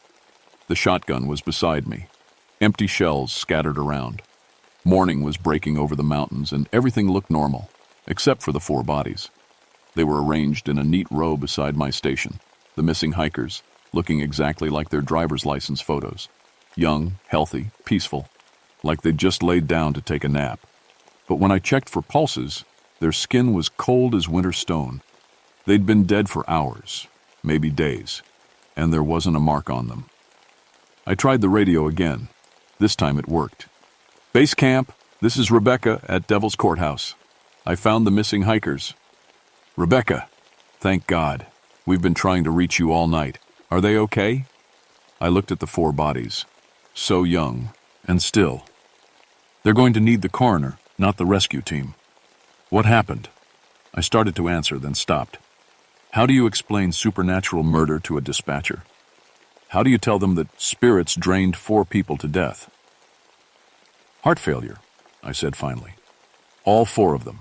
Might be something environmental up here. Bad air, altitude sickness. You better send a hazmat team along with the coroner. Copy that. Helicopter will be there in an hour. I spent that hour trying to make sense of what had happened. The backpacks were gone. I'd left them right where the bodies were now, but they'd vanished completely. My instruments were working normally again. The fog had cleared, and the compass needles were pointing straight north like they should. Everything was back to normal, except for 4 dead people and the memory of lights that hunted human souls. The rescue helicopter arrived right on schedule. The pilot was a guy named Jim who'd worked with me on a dozen mountain rescues. Professional, efficient, no nonsense. Hell of a thing, he said, looking at the bodies. 4 healthy young people just dropping dead. You see anything unusual? Strange weather patterns, I said. Electromagnetic interference. Could have affected their heart rhythms. Jim nodded like that made sense. The coroner's team loaded the bodies into the helicopter and flew them down to Asheville for autopsy. The official report would say cardiac arrest, cause unknown, case closed. But I knew better, and I knew the lights weren't done with me. They came back the next night. This time I was ready. I'd driven down to the Cherokee Reservation and talked to Joseph Walkingstick, an elder who knew the old stories better than anyone. Witch lights, he said when I described what I'd seen. Not Cherokee spirits, something older. They were here before we were, sleeping in the deep places of the mountain. White man's roads and buildings woke them up, made them angry. How do you fight them? You don't fight them, you make them remember what they used to be. They were guardians, once protectors of sacred places, but anger twisted them, made them hungry for life instead of defending it. He gave me a pouch of special tobacco, some white sage, and a piece of black flint carved with symbols I didn't recognize. Burn the tobacco and sage together, he said. Hold the flint stone and speak to them with respect. Remind them of their true purpose. If they listen, they might let you live. I drove back up to Devil's Courthouse that evening with Joseph's gifts and a heart full of doubt. The sun was setting behind the peaks, painting the sky the color of old blood. The lights were waiting for me. They rose up from the forest as soon as I parked at the weather station. Dozens of them, maybe hundreds, more than I'd ever seen before. They surrounded the building, pulsing and singing, calling to something deep in my bones. I stepped out onto the deck with the tobacco and sage in one hand, the flint stone in the other. "I know what you are," I said to the lights. "I know what you used to be." They pressed closer, and I felt that familiar tugging at my life force. But this time I didn't fight it. I let them feel my memories, my grandmother's stories, my years in these mountains, my love for the wild places that were disappearing under concrete and steel. "You were guardians," I said, "protectors of the sacred peaks. The Cherokee honored you, left offerings, asked permission before entering your territory." The lights pulsed, and I felt their attention focus on me completely. "But now you're just killers. You've forgotten your purpose. You take life instead of protecting it." The singing stopped. The lights hung motionless in the air, waiting. I lit the tobacco and sage, and sweet smoke filled the night air. The scent seemed to calm the spirits. Their glow grew softer, less aggressive. "Remember," I said, holding up the flint stone. The carved symbols call at the light and seemed to glow with their own power. "Remember what you were meant to be." For a long moment, nothing happened. Then, one by one, the lights began to fade, not disappearing, transforming. The angry blue-white glow softened to warm gold, then to gentle silver. The shapes inside the spheres became clearer, and I saw them for what they really were. Faces. Ancient faces, wise and sorrowful. Spirits who had watched over these mountains for thousands of years, who had been corrupted by decades of disrespect and violation of sacred places. They were remembering themselves. But not all of them wanted to remember. 3 of the lights refused to transform. They stayed bright and angry, pulsing with that hungry blue-white fire. And I realized these 3 were different from the others. Younger spirits, ones that had been born from anger instead of being corrupted by it. These were the ones that had killed the hikers. These were the ones that wanted to kill me. They rushed forward together, moving faster than thought. I raised the flint stone and shouted the Cherokee words Joseph had taught me. Binding words, words of command. The stone flared with black light, and the attacking spirits slammed into an invisible barrier just inches from my face. But the barrier wouldn't hold for long. I could feel it cracking under their assault. "You have a choice," I said to the 3 angry lights. "Transform like your elders, or face the consequences of murder." They responded by attacking harder. The barrier shattered, and ice-cold energy poured over me like a waterfall. This time I didn't try to fight the vision. I let it take me. I was standing on Devil's Courthouse, but it was different. Older. The trees were bigger, the air cleaner, the whole mountain alive with a presence I could almost touch. This was how it had been before the first road, before the first clear-cut, and before the sacred places were turned into tourist attractions. Cherokee people moved through the forest below, hunting and gathering, living as partners with the mountain instead of conquerors. They left offerings at special places, asked permission before taking anything, treated the spirits as family. The guardian lights were everywhere then, dozens of them, watching over every stream and grove and peak. They were beautiful, gentle, protective. They helped lost travelers find their way home and warned of dangerous storms. But then the vision shifted, and I saw the changes. Roads carved through sacred groves, hotels built on ancient burial sites, forests cleared for parking lots and gift shops. The Cherokee driven away or confined to small reservations. The mountain treated like a commodity instead of a living spirit. The guardian lights tried to protect their territory at first. They appeared to surveyors and construction crews, trying to warn them away. But the warnings were ignored, dismissed as superstition or folklore. So the lights grew angry. And anger fed on itself, year after year, decade after decade, until the protectors became predators. The vision faded, and I was back on the deck of my weather station with 3 furious spirits trying to drain my life away. I could feel my energy flowing out of me like water from a broken tank. My hair was turning gray, my skin wrinkling, my bones growing brittle. In minutes, I would be as old and empty as those 4 hikers. But I had one advantage they hadn't. I knew what was happening to me. "I understand your anger," I said to the lights, my voice already sounding older, weaker. "I've seen what was done to your mountain, but killing innocent people won't fix anything." The lights pulsed, and I felt a response. Not words, but emotions. Rage and sorrow and desperate loneliness.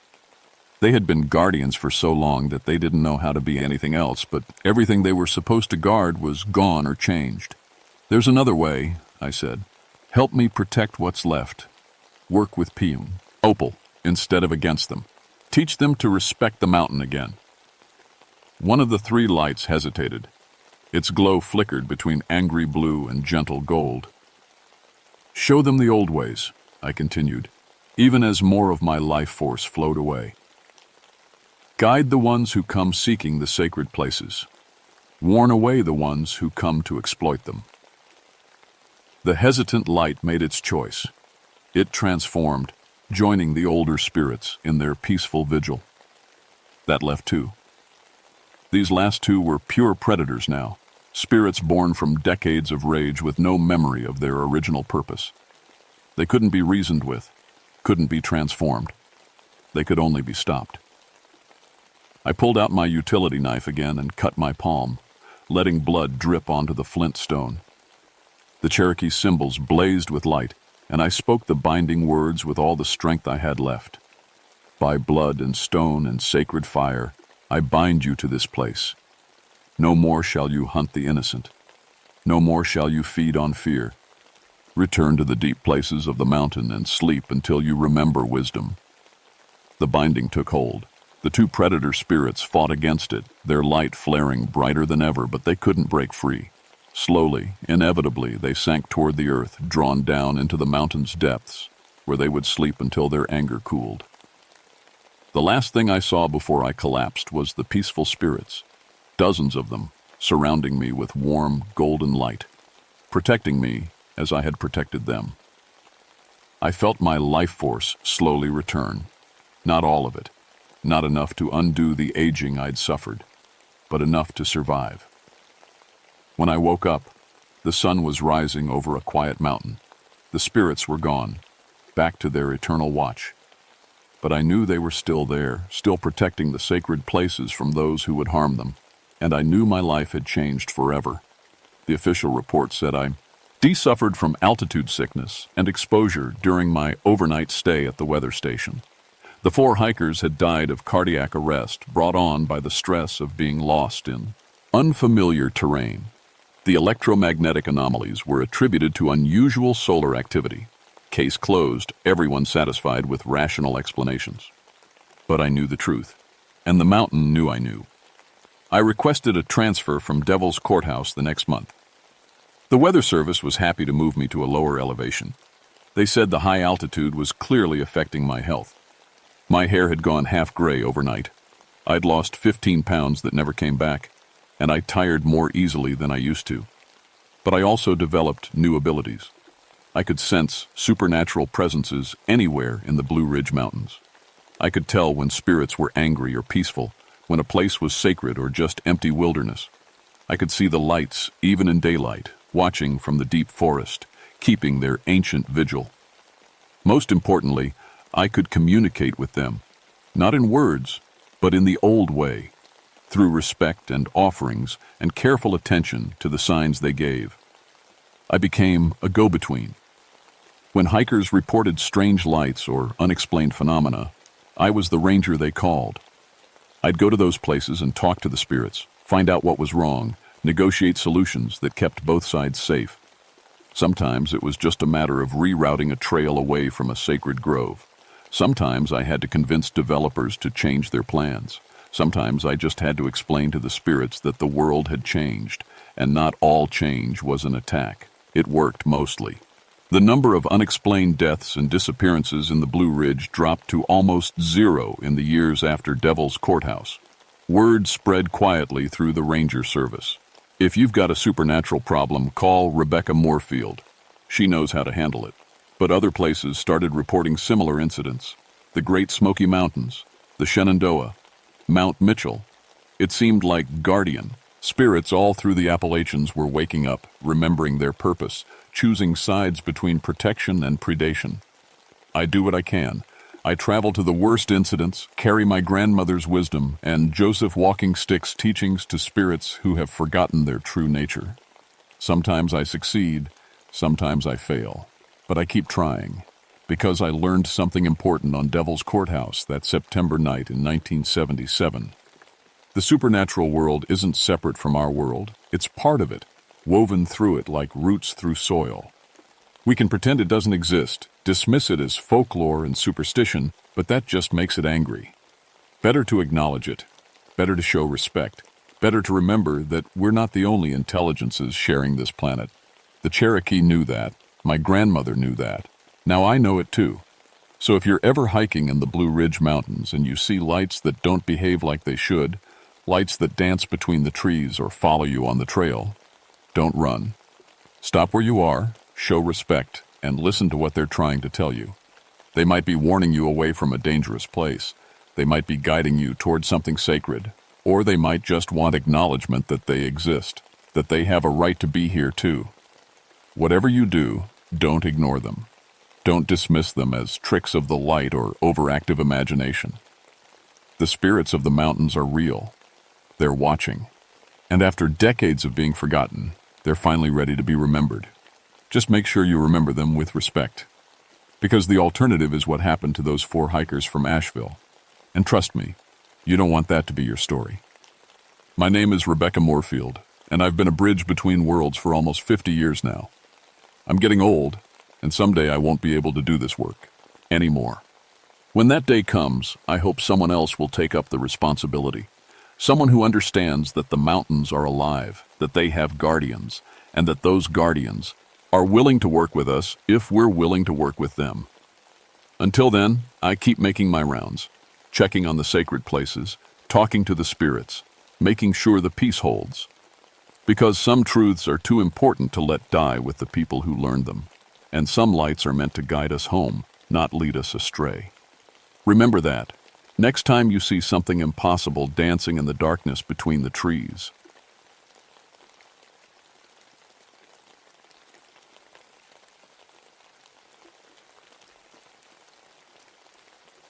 My name is Michael Sutherland, and I've been a forest ranger in West Virginia coal country for 21 years. I've sealed 156 abandoned mines, pulled bodies from cave-ins, and walked through places most folks wouldn't go in broad daylight. I thought I'd seen everything these mountains could throw at me. I was wrong. See, I grew up in these hills. My daddy worked the mines, just like his daddy before him. Lost my father to a roof collapse when I was 12. 37 men went down that day, but only 6 came back up. That's when I decided I'd spend my life making these old mines safe, so no other kid would lose their dad the way I did. People around here tell stories about the Wendigo, some old Native American legend about cannibals turning into monsters. Always figured it was just talk, something to scare kids away from wandering too far into the woods. Hell, I'd heard every ghost story, every local legend, every tale about things that go bump in the night. After 2 decades of walking through places where men died screaming, I thought I knew the difference between real danger and campfire stories. Coalwood Hollow sits about 35 miles northeast of my station, deep in the Monongahela National Forest. Used to be a thriving mining town back in the day, maybe 300 folks living in those little company houses, all of them depending on the mines for their bread and butter. Then came 1965. Cave-in trapped 31 miners in the deepest shaft. Took the rescue teams 4 days to reach them, but by then it was too late. They never did recover all the bodies. The shaft was too unstable, too dangerous. Companies sealed it up with concrete and steel, marked it off limits, and that was that. The town died slow after that. families moving away one by one until the state finally evacuated what was left in 1979. I'd been through Colwood plenty of times over. Or the years, checking the old mine seals, making sure nobody was trying to get inside. Standard procedure. The concrete barriers were solid, the warning signs still posted. Nothing but empty houses with broken windows and doors hanging off their hinges. That was before February 1985. The cold snap hit us harder than anything in recorded history. Temperatures dropped to 20 below zero and stayed there for weeks. The kind of cold that freezes your spit before it hits the ground, that makes your breath feel like glass in your lungs. That's when I got the call about the environmental survey team. Dr. Sarah Chen and her 3-person crew had been doing water table measurements around the old mining sites, checking for contamination. They'd radioed in their position 6 days earlier, said they were setting up base camp in Colwood to ride out the storm. Should have been back in contact within 48 hours. Nothing. Their families were getting worried. The state police were snowed in. That left me. I loaded up my truck with emergency gear, extra food, medical supplies, and enough fuel to run the heater for 3 days if I got stuck. The drive up to Colwood usually took about an hour, but the roads were buried under 4 feet of snow. Took me 6 hours of careful driving, using chains and 4-wheel drive the whole way. The town looked different in all that snow. Peaceful, almost. Like somebody had thrown a clean white blanket over all the decay and abandonment. The old company houses stood in neat rows, their roofs heavy with snow, their windows dark as dead eyes. I found the survey team's vehicles parked near the old mining office, 2 trucks and a van, all covered in ice. Good sign, I thought. Meant they'd made it to shelter before the worst of the storm hit.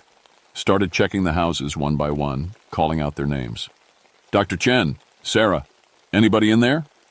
The wind was howling through the empty buildings, making sounds like voices calling back.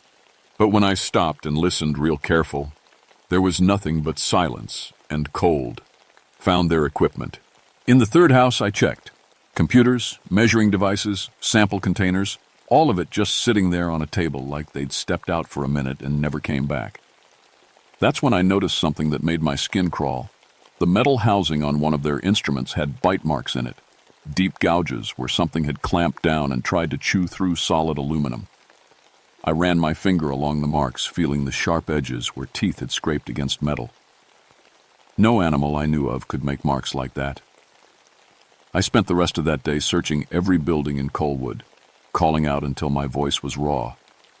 The survey team was nowhere to be found, but I kept finding their stuff scattered around. A jacket here, a clipboard there, like they'd been moving from house to house and dropping things along the way. The weird thing was the tracks. Should have been footprints everywhere, right? 4 people moving around a small town for almost a week. But the only tracks I could find were leading toward the old mine entrance, and they were wrong somehow. Started out normal enough. Boot prints in the snow, heading from the houses toward the mining site. But as I followed them, they got stranger. The prints got longer, deeper. Like whoever was making them was stretching out their legs with each step, taking bigger and bigger strides. By the time I reached the mine entrance, the prints were 8 feet apart. No human being could walk like that. The mine shaft was sealed up tight, just like it had been for the past 20 years. Concrete barrier, steel reinforcement, warning signs in 3 languages. But something had been digging around the edges, clawing at the concrete with enough force to leave deep scratches in the stone. That's when I found Dr. Chen's notebook. It was lying in the snow about 10 feet from the mine entrance, the pages fluttering in the wind alley. Ike, a wounded bird.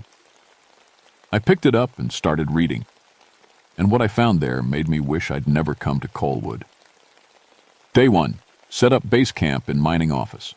Temperature dropping fast, but we should be able to ride out the storm. Jim found some interesting mineral samples near the old shaft entrance. Day 2. Storm getting worse. Can't get radio signal out. Must be the mountains blocking us. Feeling restless. Hungry all the time, even right after eating. Jim says the cold burns calories faster. Day 3. Something's wrong with us. Can't stop thinking about food. Even after finishing all our rations, still feel empty inside. Like there's a hole in my stomach that keeps getting bigger. Lisa suggested we check the old company houses for canned goods. Day 4. Found some old canned meat in one of the houses. Must have been there for years, but we ate it anyway. Tasted wrong. But the hunger was so bad we didn't care. Jim and Lisa are talking about hiking out, but I don't think any of us are strong enough. Day 5. The hunger is getting worse.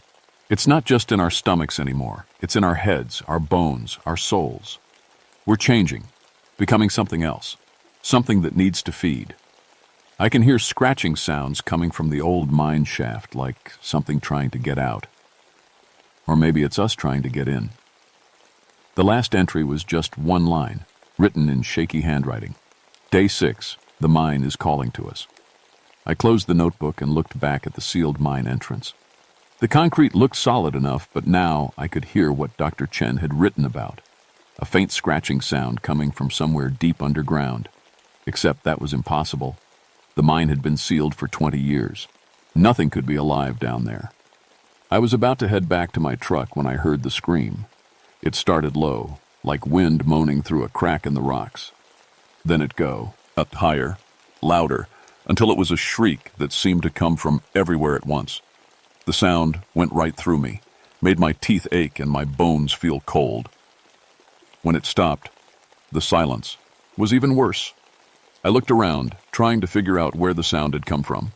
The mine entrance? One of the houses? The forest beyond the town? That's when I saw them. 4 shapes moving through the trees at the edge of town. They were too far away to make out clearly, but they were walking wrong, taking those same long, impossible strides I'd seen in the tracks. Moving fast, but not quite running. More like they were floating just above the snow. "Sarah!" I called out. "Dr. Chen!" The shapes stopped. 4 pairs of eyes turned toward me, reflecting light like an animal's eyes in the dark. Then they started moving again, heading straight for me. I ran, made it back to my truck and locked the doors, hands shaking so bad I could barely get the key in the ignition. The engine turned over on the 3rd try, and I gunned it out of there, fishtailing in the snow as I headed for the main road. But as I drove away, I could see them in my rearview mirror. 4 tall figures standing in the middle of the road, watching me go. They didn't look human anymore. I should have kept driving, should have gone straight back to my station and called for backup. But I couldn't get Dr. Chen's notebook out of my head. Couldn't stop thinking about what might have happened to those people. So I stopped at the ranger station about 10 miles down the mountain and called State Police Corporal Lisa Manning. We'd worked together before on missing persons cases, and I trusted her to keep an open mind about weird situations. "Mike, you sound scared," she said after I'd told her what I'd found. "That's not like you." "I am scared, Lisa. Something bad happened up there, something that doesn't make sense." She agreed to meet me at the station, and we drove back to Colwood together in her cruiser. By then it was getting dark, and the temperature was dropping even more. "You really think they're still alive?" Annalisa asked as we pulled into town. I looked at the mine entrance where 4 sets of those impossible tracks led right up to the concrete barrier, and then disappeared. "I think something's alive up here," I said, "but I'm not sure it's them anymore." Lisa Manning was tough as nails. Had to be, working state police in rural West Virginia. But when she saw those tracks leading to the mine entrance, I watched her face go pale. "Those aren't human footprints," she said, kneeling down to get a closer look. "No way a person could make strides that long." "That's what I tried to tell myself," I said. "But I saw them, Lisa. 4 shapes moving through the trees like they were floating." She stood up and brushed snow off her knees. "Let's check the houses again.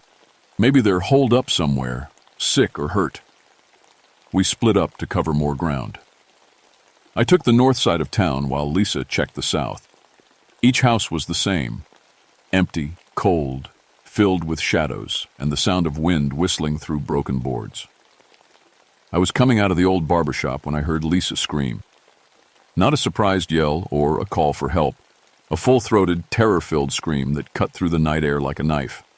I ran toward the sound, my boots slipping on the icy ground, my heart pounding against my ribs. Found her standing in front of the old church, her flashlight beam shaking as she pointed at something in the snow.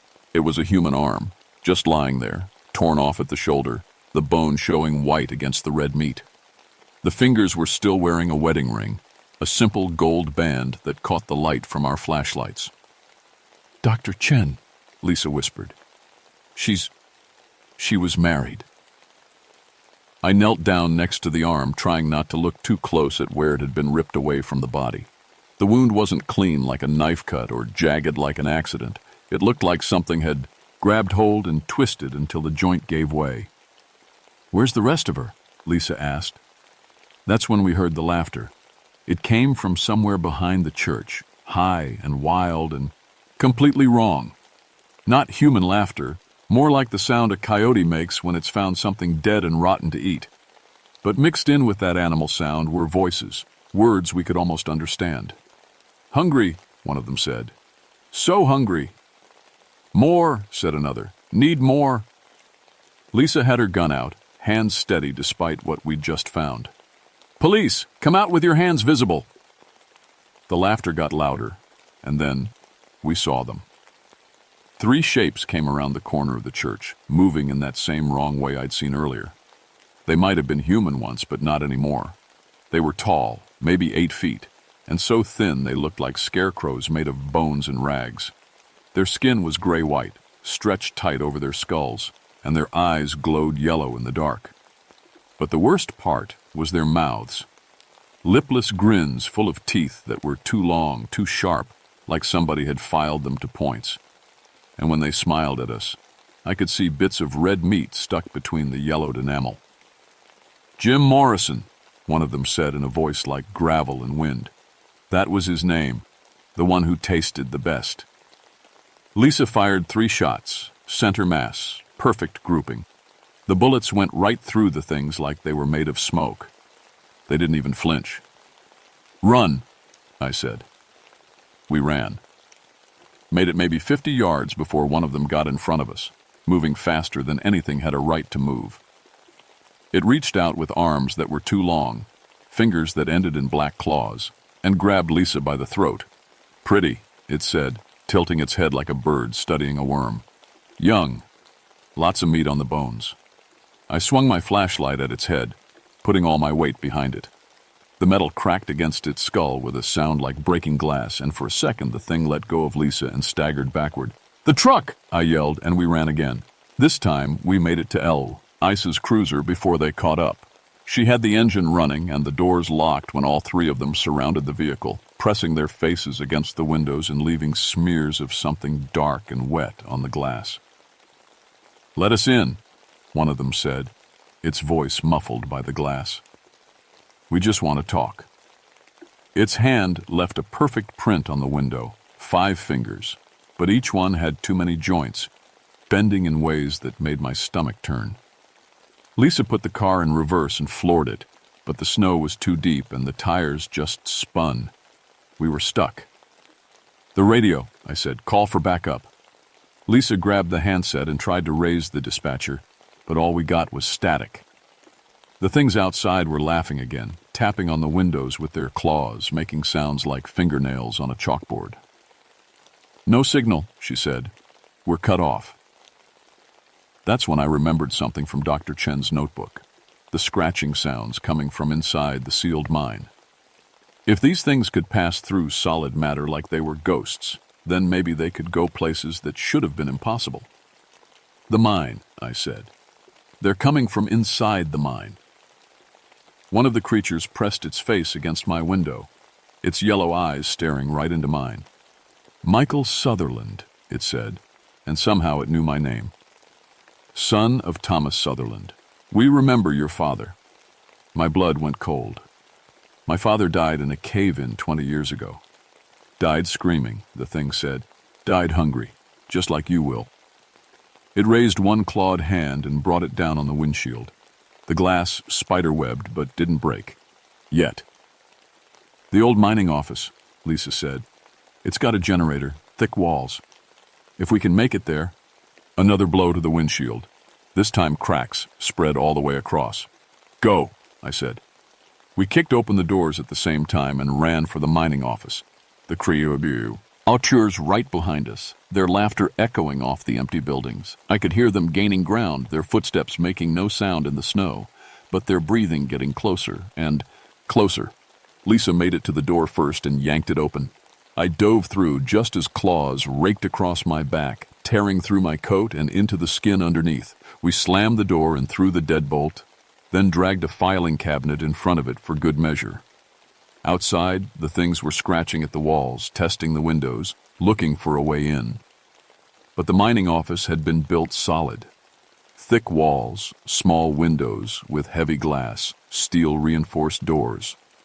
For now, we were safe.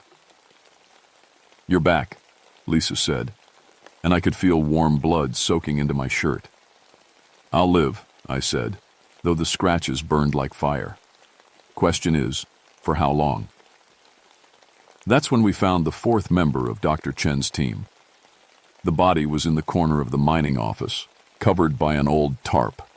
At first glance, it looked like somebody had just thrown a blanket over a pile of bones, but when Lisa pulled back the canvas, we saw what was left of Lisa Torres, the team's geologist.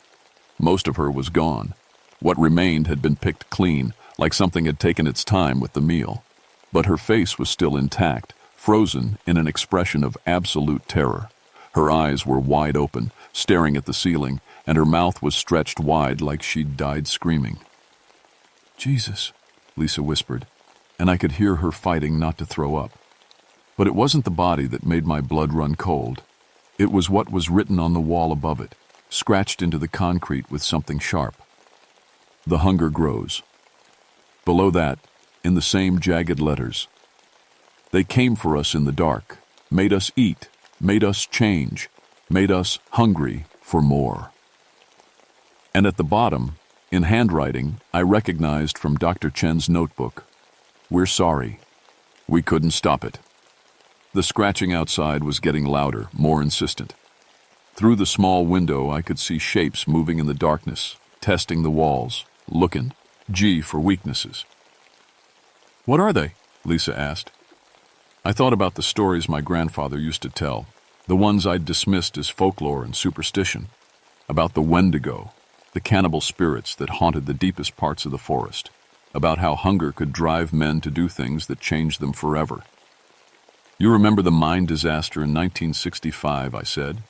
31 miners trapped in the deepest shaft for 4 days. Lisa nodded. "What if they didn't all die right away? What if some of them were still alive down there with no food, no water, no way out? What if they got so hungry that they—" I didn't finish the sentence. Didn't need to.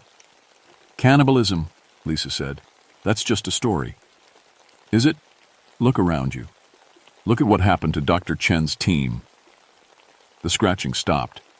For a moment, there was absolute silence outside, like the whole world was holding its breath. Then something spoke from right outside the window. "Michael."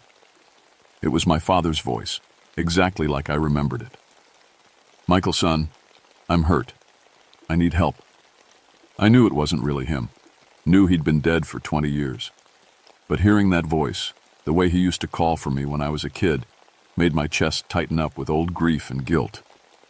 "Don't listen," Lisa said, but her voice sounded far away.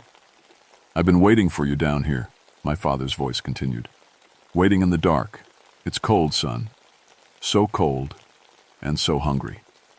I walked toward the window like I was sleepwalking, my hand reaching for the latch. "Mike!" Lisa grabbed my arm, and the sound of her voice snapped me back to reality. Outside, the thing that was wearing my father's voice laughed.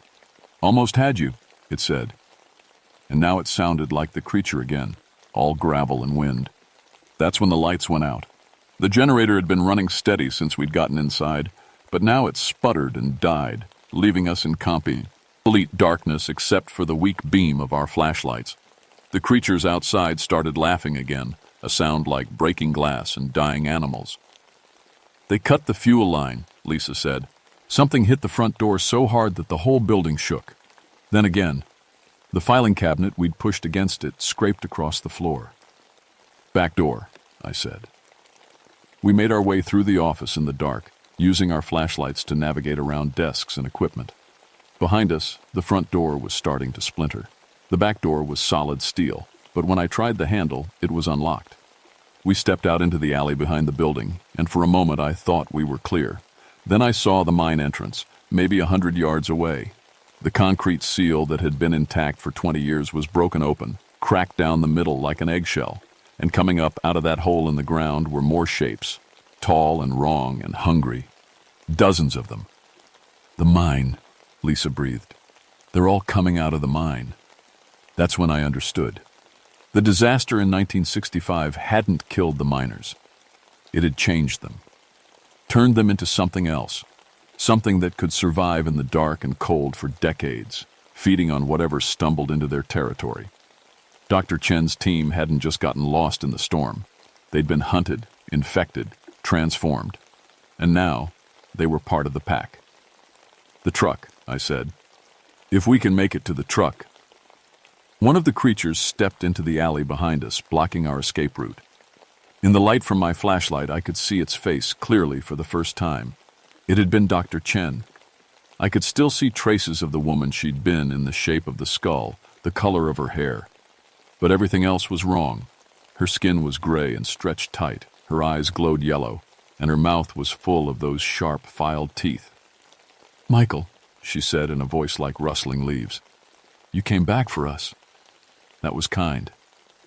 "Sarah," I said, trying to reach whatever part of her was still human. "Fight it. You don't have to be two. His." She tilted her head, considering.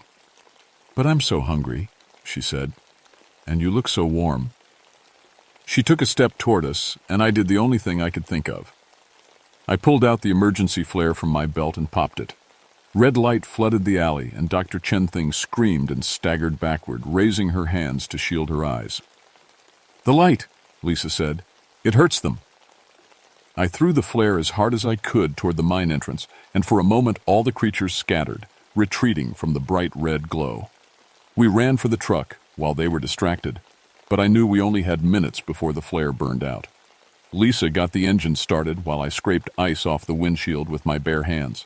Behind us, the creatures were regrouping, moving around the edges of the flare's light like wolves circling a campfire. "Drive," I said, jumping into the passenger seat. Lisa hit the gas and we roared out of town, sliding and fishtailing on the icy road but somehow keeping control. In the rearview mirror, I could see them chasing us. Dozens of tall shapes running through the snow at impossible speed, their eyes glowing like stars in the darkness. But even as fast as they were, they couldn't keep up with the truck. One by one, they fell behind, until finally we were alone on the mountain road with just the sound of the engine and our own ragged breathing. We drove in silence for maybe 20 minutes before Lisa finally spoke. "We have to report this," she said. "Tell people what's up there." I thought about that. Thought about trying to explain Wendigos and cannibal miners to the state police. Thought about the questions, the investigations, the people who'd want to go up there and see for themselves. "Who's going to believe us?" I said. "We have evidence. The notebook, the bodies." "What bodies? By the time anybody gets up there, those things will have cleaned up the mess, hidden the evidence. And then they'll be waiting for the next team, the next group of people who get trapped by a storm and need shelter." Lisa was quiet for a long time. Finally, she said, "So what do we do?" I looked back toward Colwood, toward the mountains that held secrets older than any of us could imagine. "We make sure nobody else goes up there," I said. "Ever." It took 3 months and a lot of favors, but I managed to get Colwood Hollow declared an environmental hazard zone. Officially, the old mines were leaking toxic gases that made the area unsafe for human habitation. The access roads were closed permanently, warning signs posted every 100 yards, and the whole area was fenced off with razor wire. Lisa backed up my story, though I could see in her eyes that she was still trying to make sense of what we'd experienced. The official report listed Dr. Chen's team as missing, presumed dead due to exposure during the February blizzard. Their bodies were never found. Some nights, I wake up thinking about that hunger Dr. Chen wrote about in her notebook. Not regular hunger, something deeper, older, that gnaws at your soul and changes who you are. I understand now why the Native Americans told stories about the Wendigo. It wasn't just a monster, it was a warning. There are places in these mountains where hunger lives, where desperation and starvation can twist human beings into something else entirely. Places where the line between civilization and savagery is thinner than we like to admit. I still do my job, still check the abandoned mines and make sure they're sealed up tight. But I pay closer attention to the stories now, the old tales that folks used to tell around fires on cold nights. Because I've learned that some legends exist for a reason. Last winter I got reports of missing hikers near an abandoned mining town called Centralia, about 60 miles north of Coalwood. The search teams found their equipment scattered around the old mine shafts, but no bodies, just tracks in the snow that got longer and stranger the deeper. They went into the mountains. I recommended that area be closed too. Sometimes I think about Dr. Chen and her team, about the choice they faced in those final days. Starve to death in the cold, or eat the unthinkable, and become something that could survive forever. I wonder if any part of them is still aware, still human, trapped inside those twisted forms that hunt the darkness. I hope not. But on the coldest nights, when the wind howls through the mountains like voices calling from the deep, I think I can hear them up there in Coalwood Hollow, waiting for the next storm, the next group of travelers who might need shelter in an abandoned mining town. The hunger never dies. It just waits, and it's always growing. If you ever find yourself driving through the mountains of West Virginia and you see signs warning you away from Coalwood Hollow, pay attention to them. Some places are closed for good reasons. Some hungers are better left unfed. And if you're ever caught in a blizzard up there, whatever you do, don't seek shelter in the old mining towns. Find a tree, dig a snow cave, freeze to death if you have to, because freezing is quick. What waits in those abandoned mines is not. My name is Michael Sutherland, and this is the truth about what happened in Coalwood Hollow. I've carried this secret for 40 years now, and it's time somebody else knew, just in case I don't make it through the next winter. The hunger is calling again.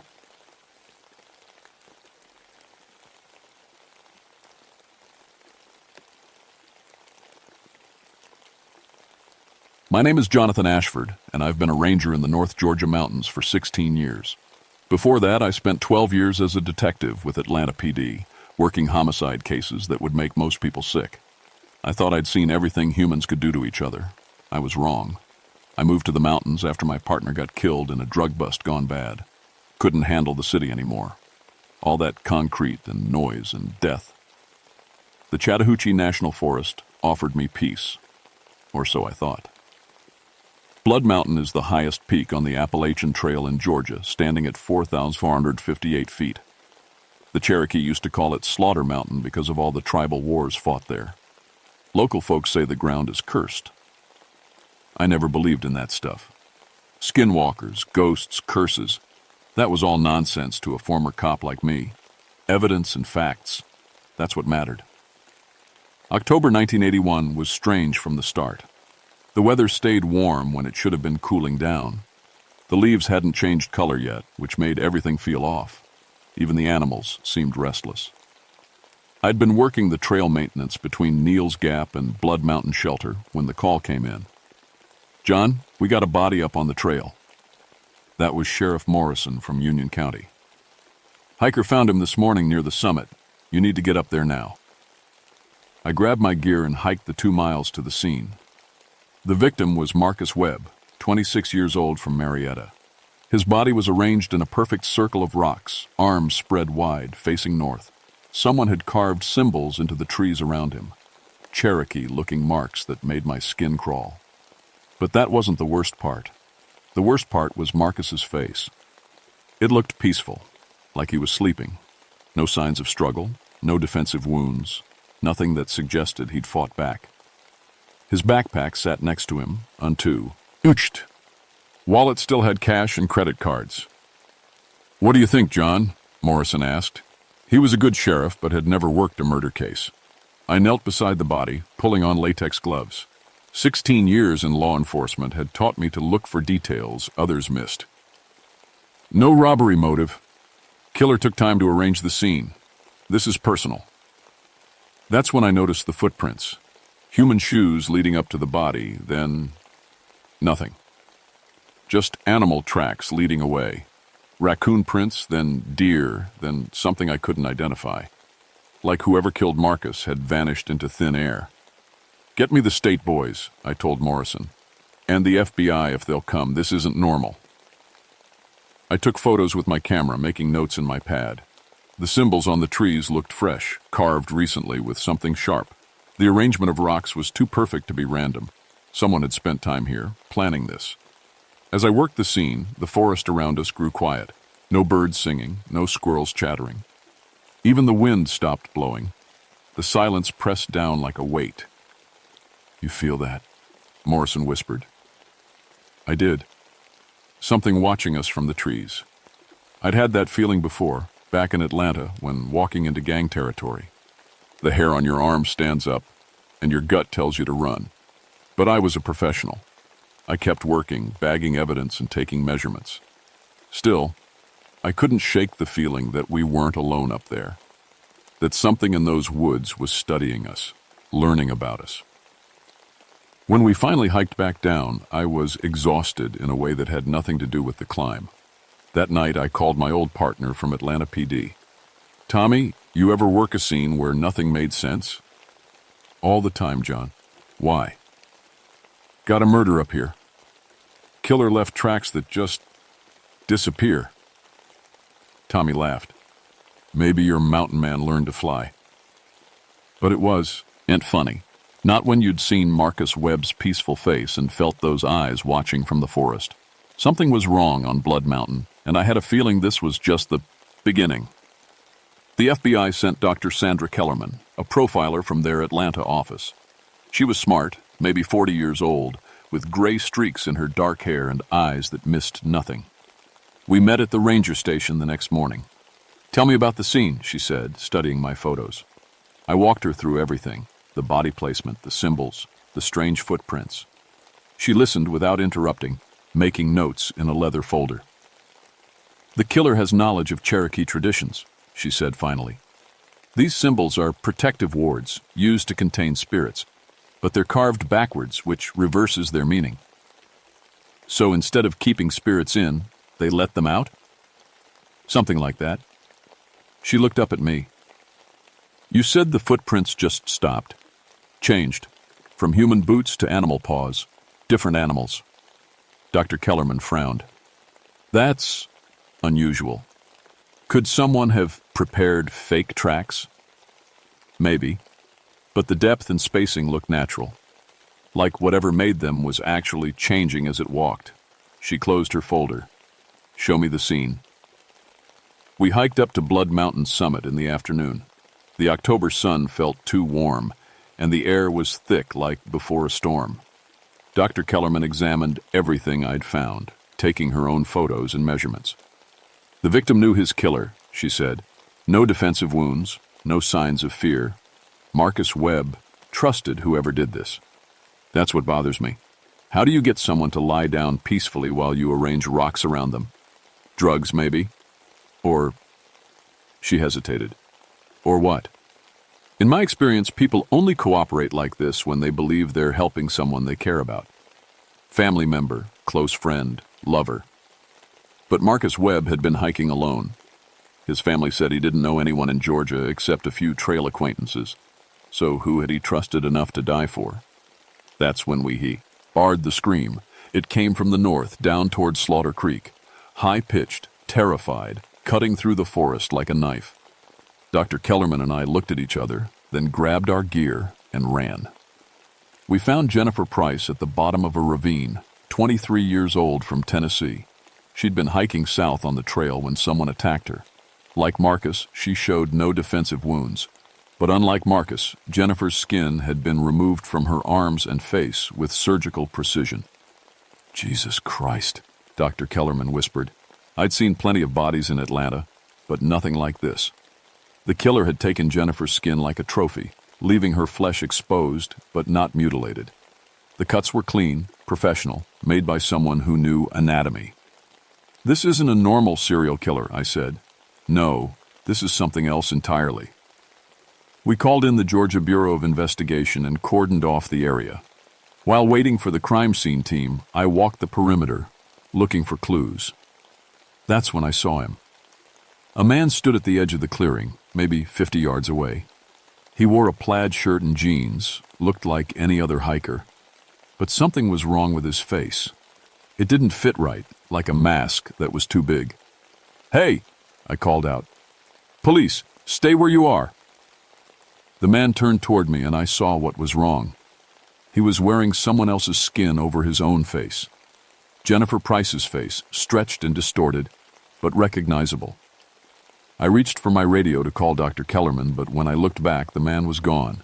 Just empty forest where he'd been standing. "Did you see that?" I asked when she joined me. "See what?" I told her about the man in the plaid shirt, about Jennifer's face stretched over his own. She looked at me like I'd lost my mind. "John, trauma can cause hallucinations. You've been under a lot of stress." But I knew what I'd said. "Een." The killer was still here, somewhere in these woods, wearing his victim's skin like clothing.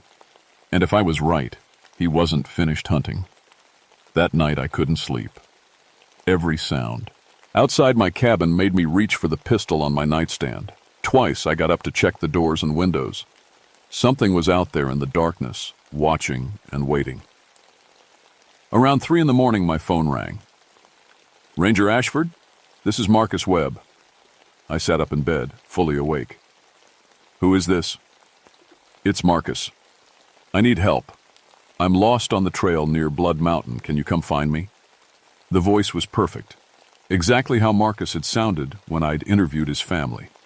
But Marcus Webb was dead. I'd seen his body myself. "Where are you calling from?" I asked.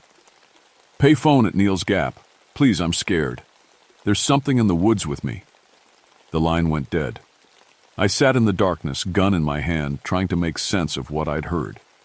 Either someone was playing a sick joke or something impossible was happening on my mountain. I never went to Neal's Gap that night, but I couldn't stop thinking about Marcus's voice, so real and frightened. Whatever was killing people on Blood Mountain, it wasn't human, and it was getting smarter. 3 days later, it hit a family. Tom and Sarah Mitchell from North Carolina had been camping at Blood Mountain Shelter with their 12-year-old daughter, Amy. Other hikers found Tom and Sarah in the morning, skinned like Jennifer Price. Amy was missing. The GBI set up a command center at Neal's Gap. They brought in search dogs, helicopters, and 50 volunteers to comb the forest. Dr. Kellerman coordinated with local police while I guided search teams through the backcountry. "The killer's escalating," she told me during a break. "Taking more risks, targeting multiple victims. Something's driving the behavior." "Any leads on Amy?" "Nothing. It's like she vanished." I'd been thinking about the phone call from Marcus. How the killer had known exactly how he sounded, even mimicked his speech patterns. That took more than just knowing someone talk. It required intimate knowledge of their personality. "What if the killer isn't just taking skin?" I asked. "What do you mean?" "What if he's taking their memories too, their entire identity?" Dr. Kellerman stared at me. "That's not possible, John. 3 days ago I would have agreed, but we're dealing with someone who can change their footprints mid-stride and disappear into thin air. Maybe impossible is relative." That afternoon, while searching near Slaughter Creek, I found Amy's backpack. Inside was her journal filled with drawings of animals, bears, wolves, deer. But on the last page, she'd drawn something that made my blood freeze. It was a man wearing another person's face like a mask, with clawed hands reaching toward the viewer. At the bottom, in a child's handwriting, "The skin stealer is coming." I radioed Dr. Kellerman immediately. Found Amy's pack. She knew something was hunting her. "Any sign of the girl?" "Negative, but I think she ran. There's a trail of small footprints heading deeper into the wilderness." I followed Amy's trail for 2 miles, moving carefully through dense forest. The tracks were erratic, showing she'd been running in panic. Several times, I found places where she'd hidden behind rocks or under fallen logs. The trail ended at an old Cherokee sacred site, a natural stone circle near a spring. Local tribes had used it for ceremonies before being forced out in the 1800s. Amy's footprints led right to the center of the circle, then stopped. No other tracks led away. It was like she'd just disappeared. I was photographing the scene when I heard Amy's voice behind me. "Mr. Ashford, can you help me?" I spun around. Amy Mitchell stood at the edge of the clearing, looking exactly like her school photo. Blonde hair, blue eyes, pink hiking clothes. But something was wrong with how she moved, too stiff and careful. "Amy, thank G. You're safe. Where have you been?" She smiled, but it didn't reach her eyes. "I got lost. There's a man in the woods wearing my daddy's face." I keyed my radio while walking slowly toward her. "Base, this is Ashford. Found Amy Mitchell at the Cherokee site. She's alive." "That's wonderful news," Dr. Kellerman's voice crackled through the speaker. But as I got closer, I could see what was wrong. Amy's skin didn't fit right around her neck and wrists. It was stretched too tight in some places, wrinkled in others, like someone wearing a costume that was the wrong size. "Amy, I need you to stay right there, okay?" She tilted her head at an unnatural angle. "Why? Don't you want to help me find my parents?" "Your parents are dead, Amy." Her smile never wavered. "I know. I killed them." The thing wearing Amy Mitchell's skin began to change. The face stretched and distorted, revealing something underneath that wasn't human. Clawed hands emerged from the pink sleeves of her jacket, and her eyes turned completely black. I drew my pistol, but it moved faster than anything had a right to. One moment it was 20 feet away. The next it was right in front of me, Amy's stolen face, inches from mine. "You taste like fear," it whispered in Amy's voice. "I'm going to wear you next." I emptied my clip into its chest. The bullets passed through like it was made of smoke. It laughed, Amy's innocent laugh, and disappeared into the forest. I ran back toward the command center, crashing through branches and stumbling over roots. Behind me, I could hear it following, sometimes on 2 legs, sometimes on 4, making sounds no human throat could produce. When I reached the other searchers, I was covered in scratches and breathing hard. Dr. Kellerman took one look at me and knew something was terribly wrong. "What happened to Amy?" "Amy's dead," I gasped. "Has been for days. We're dealing with something that steals identities. It can look like anyone, sound like anyone." The search team stared at me like I'd lost my mind. But Dr. Kellerman had been profiling killers for 15 years. She knew when someone was telling the truth. "Everyone back to base camp," she ordered. "No one goes anywhere alone."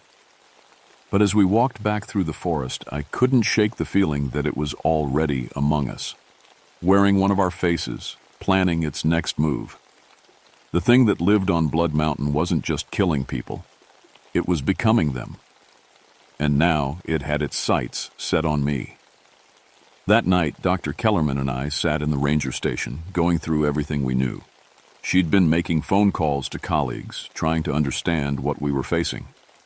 "I talked to an anthropologist at UGA," she said. "The Cherokee have legends about creatures called skinwalkers, but those are usually associated with southwestern tribes. This is different." "Different how?" "Your Cherokee informant says there's a specific curse on Blood Mountain. Something about broken treaties and desecrated burial grounds. The creature is bound to this area. So it can't leave?" "Not permanently. But John, there's something else. The anthropologist says these entities don't just steal skin. They absorb memories, personalities, everything that makes someone who they are." That explained the phone call from Marcus and how the thing had known Amy's mannerisms perfectly. It wasn't just wearing their bodies like costumes. It was becoming them completely. "How do we stop it?" "There are purification rituals, but they require—" She stopped talking. Her eyes were fixed on something behind me. I turned around and saw myself standing in the doorway. Same uniform, same face, same scar on my left hand from a childhood accident. The other me smiled and walked into the room. "Evening, Sandra," it said in my voice. "Sorry I'm late. Had to take care of some business in the woods." Dr. Kellerman's hand moved slowly toward her weapon. "Which one of you is real?" "I am," we both said at the same time. "Me?" The fake Jonathan laughed. "This is fun. Sandra, did you know John here killed a child in Atlanta? Shot a 12-year-old during a drug raid. That's really why he left the force. That's not true, I said. But the thing knew details about my past that I'd never told anyone. Private moments, secret shames, things locked in my memory. Tell her about your partner, John. How you froze up when the shooting started. How Tommy died because you were too scared to move. Dr. Kellerman looked between us, trying to decide who was real. The creature had my memories, my voice, even my guilt. It was a perfect copy in every way that mattered. Sandra, listen to me, I said. Earlier today, you told me about your daughter, Emma. You said she was starting college at Georgia Tech. The fake me nodded. That's right. Emma's studying engineering. You don't have a daughter, I told Dr. Kellerman. You told me you never had kids because of your career. Her face went white. She drew her pistol and aimed it at the fake Jonathan. The thing wearing my face began to change. My features melted and shifted, cycling through its other stolen identities. Marcus Webb, Jennifer Price, Amy Mitchell, Tom and Sarah Mitchell. It showed me every person it had killed and absorbed. You can't stop me, it said in Amy's voice. I've been here for 200 years, feeding on travelers who disrespect the mountain. The Cherokee curse will protect me. Maybe, I said, pulling out the leather pouch I'd gotten from Joe Crow Feather, a Cherokee elder who lived near the reservation. But curses work both ways. I opened the pouch and threw white sage into the air. The creature screamed, a sound like metal tearing, and stumbled backward. Its stolen faces began peeling away like old paint. Sacred tobacco and white sage, I said, advancing on it. Joe told me how to break the binding. You're not Cherokee, are you? You're something else entirely, something that got trapped here when the tribes were driven out. The entity's true form was finally revealed, something ancient and hungry, with too many Ethan eyes like black holes. It had been feeding on human identity for centuries, but the Cherokee wards had kept it contained to this one mountain. The treaties weren't just about land, I continued, throwing more sage. They were about keeping things like you locked away from innocent people. It lunged at me with claws extended, but the sacred smoke made it weak and clumsy. I tackled it to the ground, pressing the burning sage against what might have been its chest. The creature's scream shattered every window in the ranger station. It clawed at me desperately, trying to steal my face one last time. But the ritual was working. I could see it being pulled back into whatever dark place it had come from. This isn't over, it hissed. There are others like me, older things, hungrier things. Then it was gone, leaving only the smell of burned sage and the echo of inhuman screams. Dr. Kellerman lowered her weapon, hands shaking. Is it dead? Vanished, for now. I looked at the broken windows, the claw marks on the floor. But it killed 4 people, including a little girl. That's something I have to live with. We found Amy Mitchell's body the next morning, buried in the Cherokee sacred circle. The creature had kept her alive for days, learning everything about her before finally taking her skin. She'd been 12 years old, just trying to enjoy a camping trip with her parents. The FBI classified the case as a serial killer investigation. Solved, perpetrator deceased, files sealed. Dr. Kellerman wrote a report that blamed everything on a mentally disturbed individual who'd used elaborate disguises to confuse witnesses. But she knew the truth. We both did. That was 42 years ago. I'm 85 now, retired from the Forest Service since 2003. The nightmares stopped about 20 years ago, but I still can't look at mirrors without checking to make sure my reflex matches what I expect to see. The official records say Marcus Webb, Jennifer Price, and the Mitchell family were killed by a drifter named William Hayes, who died resisting arrest. Dr. Kellerman made sure the paperwork was clean and the case stayed closed. She passed away in 2019, but we kept in touch until the end. Neither of us ever talked about what really happened on Blood Mountain, but the missing person reports never stopped. Every few years, another hiker vanishes somewhere along the Appalachian Trail corridor. Search teams find clothes, equipment, sometimes bones, never the whole person. I think the creature I banished was just one of many. The Cherokee didn't create these things. They learned to contain them. When the tribes were forced out, a lot of old knowledge went with them. Ancient wards failed, forgotten rituals were lost, and hungry things that should have stayed buried began to wake up. The Appalachian Mountains are old, older than human civilization. They've seen ice ages come and go, watched continents drift apart and crash together. In places that ancient, sometimes you find pockets where the laws of nature work differently, where things that should be myths walk around wearing human faces. I moved to a retirement community in Dahlonega after I turned 80.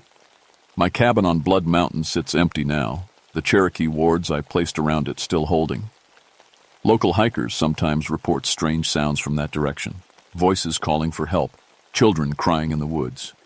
But nobody goes to investigate anymore. The Forest Service put up new signs along the trail.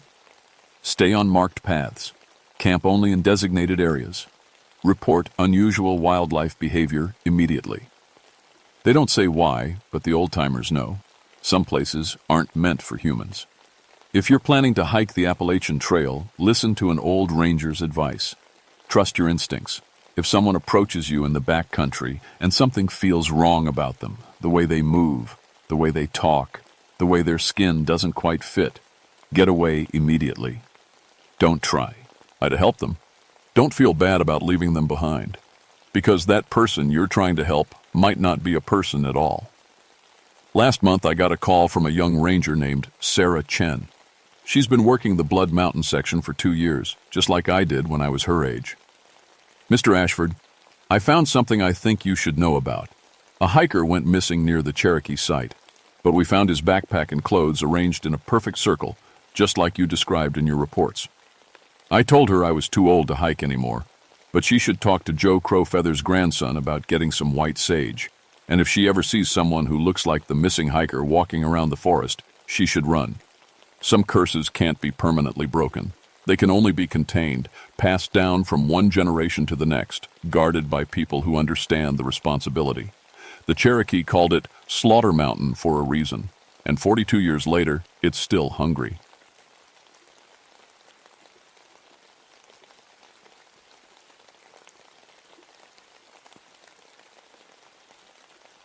My name is Vincent Blackthorne, and I've been a park ranger for 18 years. I work the Cherokee National Forest in Tennessee, mostly around a place called Screaming Eagle Hollow. It's not a pretty name, but it fits. The Cherokee had their own name for it, something that meant the place where spirits cry out. Smart people, the Cherokee. They knew to stay away. Before I became a ranger, I worked the coal mines like my daddy and his daddy before him. That's how I learned about caves in tight spaces, how to move through rock and dirt when the world wants to crush you. My little brother Tommy worked the mines too, until the collapse in '78. They never found his body. That's when I decided I'd had enough of being underground. But funny thing about trying to escape caves, they follow you. My job as a ranger means I'm the guy they call when someone gets lost in the cave systems that run through these mountains like old blood vessels. I've pulled 47 people out of those dark holes over the years. Broken bones, hypothermia, panic attacks, you name it. I thought I'd seen everything a cave could throw at a man. I was wrong. People around here tell stories about creatures in the mountains. Big hairy things that walk on 2 legs and scream like dying women. They call them different names. Some say fook monster, others just call them wood apes or boogers. Mountain folks have been telling these stories for generations. I always figured it was just talk. Something to scare kids with or explain away strange sounds in the night. That was before December of 1983. The ice storm hit us hard that winter, started on a Tuesday and didn't quit for 3 days. Everything got coated in ice thick as your thumb. Power lines snapped like guitar strings. Roads became skating rinks. The whole forest turned into a crystal palace that could kill you if you weren't careful. That's when we got the call about the missing students. 6 college kids from the University of Tennessee had gone into Screaming Eagle Hollow to explore the cave system. They were part of some geology club, all bright-eyed and full of book learning about rock formations and mineral deposits. They'd gotten permits and everything, followed all the rules, Told the ranger station they'd be back by Sunday evening.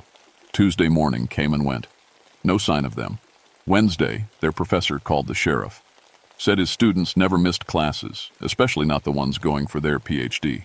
These weren't party kids who'd run off to Nashville for a good time. These were serious students who loved rocks more than beer. That's when they called me. The drive to Screaming Eagle Hollow took 2 hours in good weather. With the ice, it took me 4.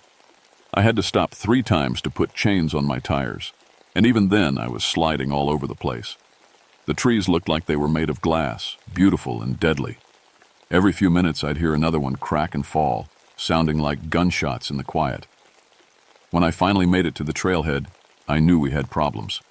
The students' cars were still there, 3 vehicles buried under 2 inches of solid ice. Their windshields were spiderwebbed from falling branches. These kids hadn't left on their own. They were still down in that cave somewhere.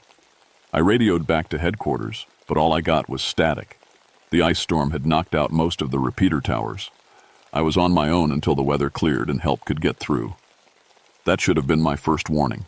In 18 years of ranger work, I'd learned to trust my gut, and my gut was telling me to walk away, get back in my truck, and wait for backup. But 6 kids were missing, and every hour that passed in December, weather meant their chances got worse. So I grabbed my gear and headed for the cave. The mouth of Screaming Eagle Cave sits about half a mile down into the hollow, hidden behind a curtain of icicles that looked like prison bars. I'd been in this cave dozens of times before, mapping passages and checking for unstable rock. It was a big system, over 3 miles of mapped tunnels with probably twice that much unexplored. Plenty of places for college kids to get lost or hurt, but something was different this time. First thing I noticed were the scratches around the cave entrance.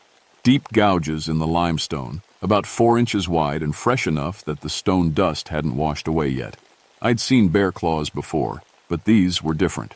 Deeper, more deliberate, like something had been trying to tear its way into the rock itself. I figured maybe a black bear had decided to use the cave for winter sleeping. That would explain why the students hadn't come back out. They might be trapped deeper in the system, afraid to leave until the bear moved on. Bears got cranky when you woke them up from winter sleep. The ice had made the first 100 feet of cave treacherous as hell. Everything was slick and sharp. My headlamp beam caught the ice formations and threw crazy shadows on the walls. Beautiful and dangerous, like everything else in these mountains. About 200 feet in, the ice stopped and the cave opened up into what we called the cathedral room. Big open space with rock formations that looked like church columns. This was where most cave tours ended, where families with kids would turn around and head back to daylight. But the college students had gone deeper. I found their first marker at the entrance to the Narrows, a passage that led to the deeper cave system. They'd tied a piece of orange surveyor's tape to a rock projection, just like they were supposed to. Smart kids, following safety protocols. The Narrows were tight, barely wide enough for a grown man to squeeze through sideways. I'd been through here before, but it never got easier. The rock pressed in on both sides, and you could feel the weight of the entire mountain sitting on top of you. For someone like me, who'd lost a brother in a mine collapse, it was pure torture. But it was the only way to the deeper chambers. Halfway through the Narrows, my headlamp dimmed. Fresh batteries. Checked that morning. But the light was definitely getting weaker. I tapped the side of the lamp and it brightened back up. But that had never happened before. Good equipment didn't just fail for no reason. Then I heard it. A sound echoing up from the deep caves. Low and hollow, like wind blowing through a tunnel. But there was no wind down here. No air movement at all. The sound came again, longer this time, almost like something calling out. I stopped moving and listened hard. The sound didn't repeat. Maybe it was just the mountain settling, rock adjusting to the weight of all that ice on the surface. Old caves made all kinds of noises. That's what I told myself. At the end of the Narrows, I found the second marker tape. And something else. Pieces of blue fabric caught on the rough rock. University of Tennessee, blue. The fabric was torn, not cut. Like someone had been pulled through the passage too fast to be careful. That's when I started finding the drag marks. They were subtle at first, just scrapes in the limestone floor that might have been caused by heavy equipment being pulled along. But as I followed them deeper into the cave system, they got more obvious and more disturbing. These weren't tool marks. They were gouges made by something being dragged against its will, something that had been trying to grab onto the rock to stop itself from being pulled along. The marks led into a part of the cave system I'd never fully explored, a section that dropped down at a steep angle into what the old surveys marked as unknown depth, the kind of place where smart cavers turned around and went home. But the coal, ledge kids hadn't turned around, and neither could I. I followed the drag marks for another 200 feet, moving carefully down a slope that got steeper with every step. My headlamp beam couldn't reach the bottom. It just disappeared into blackness that seemed to swallow the light. That's when I found the first body. It wasn't a whole body, just pieces. I found the student's headlamp first, crushed flat against the cave wall like someone had stepped on it with incredible force. The plastic was ground into the rock. Next to it were scraps of clothing and other things I didn't want to look at too closely. But I had to. It was my job. The name tag on the jacket piece said, Jennifer Walsh, UT Geology Deptum. She'd been a real person just 4 days ago. Someone's daughter. Someone who loved rocks and wanted to understand how the earth worked. Now she was scattered across 50 feet of cave floor. I radioed for backup, but still got nothing but static. The storm had cut me off completely. I was alone in here with whatever had done this to Jennifer Walsh. The smart thing would have been to mark the location and get out. Wait for help. Let someone else deal with whatever was hunting in these caves. But there were still 5 students missing, and they might still be alive. I kept following the drag marks deeper into the mountain. The cave system opened up again into a chamber I'd never seen before. It was huge. My headlamp couldn't reach the ceiling or the far walls. The air moved differently here, like there were other passages leading off in directions I couldn't see, and it stank. The whole chamber reeked of something dead and wrong, like meat left out in the sun, but worse, older. It was a smell that made your stomach turn over and your brain scream at you to run. I found the second student near the center of the chamber. This one was more intact, but that almost made it worse. Marcus Thompson, according to his ID. He'd been arranged, set up sitting against a rock formation with his arms spread wide, like he was welcoming visitors to his nigs. His eyes were gone, and his mouth was stuffed full of small rocks. That's when I heard the sound again, the hollow, echoing call I'd heard in the Narrows. But this time it was closer, much closer. And this time, it answered itself. 2 sounds, coming from different directions in the darkness. One low and rumbling, like a bear's growl stretched out into a song. The other higher, more like a scream that someone had taught to carry a tune. They were talking to each other. I clicked off my headlamp and crouched behind a rock formation, trying to make myself invisible. In the absolute darkness of the deep cave, I listened to the things hunt. I could hear them moving, big things, but moving carefully, quietly. The only sound was the occasional scrape of claw on stone or the soft pad of something heavy stepping carefully through the dark. They knew I was here. After what felt like hours, but was probably only minutes, I heard them move away. The sounds faded into the distance, echoing off into passages I couldn't see. I waited another 10 minutes before turning my light back on. That's when I saw the paintings. They covered the walls of the chamber, crude images drawn in something dark and sticky. Pictures of creatures with long arms and glowing eyes, hunting humans through cave passages. The paintings were old, much older than the Cherokee settlements. Some ancient people had been here before, had met these things and tried to warn others. The paintings told a story.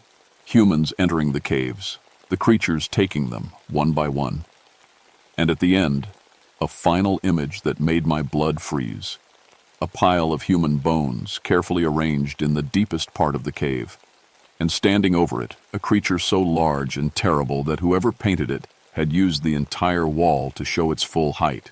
9 feet tall, with arms that reached almost to the ground, covered in thick fuzz, or in standing on legs like tree trunks. But the worst part was the eyes. Even in a crude cave painting made who knows how long ago, those eyes looked intelligent, patient. These weren't just animals. They were something else. Something that could plan and think and wait. Something that had been using these caves for a very long time.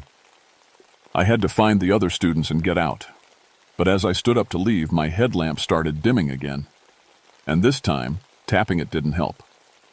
The light got weaker and weaker until I was standing in almost complete darkness, with only the faintest glow to show me where the cave walls were. That's when I heard footsteps coming back. Heavy footsteps. Moving fast. I ran. Running in a cave with a dying headlamp is like playing Russian roulette with physics. Every step could be your last if you hit a pit or a low ceiling or just trip over a rock you can't see coming. But staying put meant becoming the next arrangement in that nightmare chamber. I could hear them behind me, at least two of them, maybe more. They moved through the darkness like they owned it, which I guess they did. These caves had been their home for God knows how long. They knew every passage, every drop-off, every place where a human might try to hide.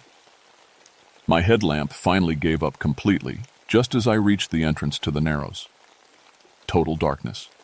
The kind of black that makes you question whether your eyes are actually open. But I knew these caves too. Not as well as the creatures hunting me, but well enough. I'd been through the Narrows dozens of times. I could navigate by touch if I had to. The tight passage would slow them down if they were as big as the cave painting suggested. Maybe give me enough time to reach the surface and get help. I squeezed into the Narrows and started moving as fast as I dared. Behind me, I heard frustrated roars as the creatures tried to follow. The sound echoed through the cave system like thunder, and for a moment I thought I was safe. Then I heard something that stopped my heart. The sound of rock breaking. They were digging their way through, making the passage wider with their bare hands, tearing chunks out of solid limestone like it was wet clay. The roars got closer as they worked. I made it through the Narrows and into the cathedral room just as something massive crashed through behind me. My spare flashlight was in my pack, and I fumbled for it with shaking hands as heavy footsteps pounded across the cave floor. The flashlight beam came on just in time to show me my death walking toward me. 9 feet tall, just like in the cave paintings, covered in thick, reddish-brown fur that was matted with old blood and cave mud. Arms that hung almost to the ground, ending in hands tipped with claws that could tear through stone. And those eyes, amber-colored and glowing with their own light. Intelligence burned in those eyes. Ancient, patient, hungry intelligence. But what scared me most was that it wasn't alone. 2 more of them emerged from side passages I hadn't even known existed, smaller than the first one, but still bigger than any man. They spread out to cut off my escape routes, moving with the coordination of a pack that had hunted together for years. The big one opened its mouth and let out a sound I'll never forget. Part roar, part scream, part something else entirely. It was the sound of something that had learned to enjoy killing, that took pleasure in the fear of its prey. And then it spoke. Not words exactly, but sounds that had meaning. It was talking to the others, telling them what to do. The smaller ones moved to block the passages while the big ones stalked toward me. I did the only thing I could think of. I screamed. Not a scared scream, though I was terrified.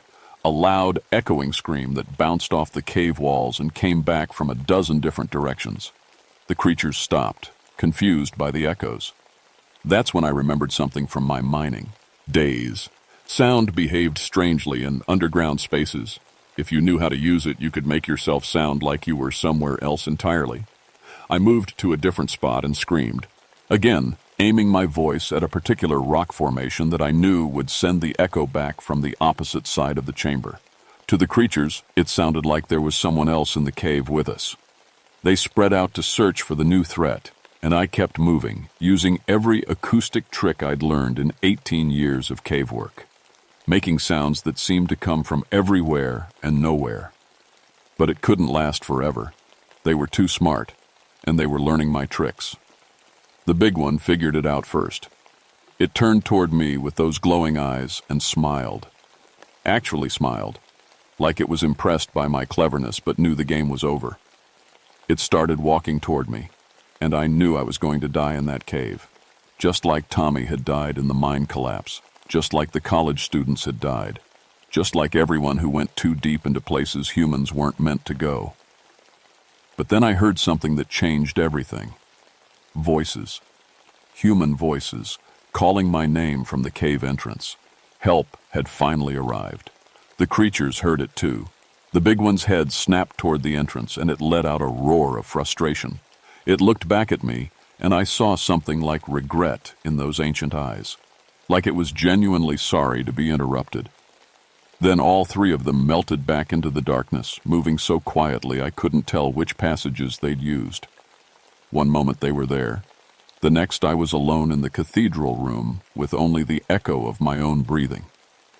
Dale Morrison and Jim Hawkins found me 20 minutes later, along with a team from the county rescue squad. Dale was a fellow ranger who knew these caves almost as well as I did. Jim was a deputy sheriff who'd helped with cave rescues before. I tried to tell them what I'd found, but the words wouldn't come. How do you explain monsters to reasonable men? How do you describe creatures that shouldn't exist? We found some remains, I finally managed, in the deep chambers. The students, they're gone. Dale nodded grimly. He'd seen cave accidents before. People who got lost and died of exposure, or fell into pits, or got trapped by rock falls. He thought he understood, but he didn't. None of them did. They sealed Screaming Eagle Cave 3 days later. Official reason was structural instability caused by the ice storm. They brought in heavy equipment and filled the entrance with concrete and steel mesh. Put up signs warning people to stay away due to ongoing geological hazards. The real reason was what we found when we went back with proper lights and equipment. The deep chamber was full of bones. Human bones arranged in careful patterns that spoke of intelligence and ritual.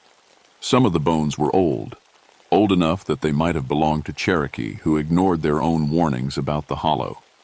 Others were newer. We found pieces of all 6 college students, what was left of them. We also found evidence that the cave system went much deeper than anyone had ever mapped. Passages that led down into the mountain for miles, connecting to other cave systems throughout the region. A whole underground world that we'd never suspected existed.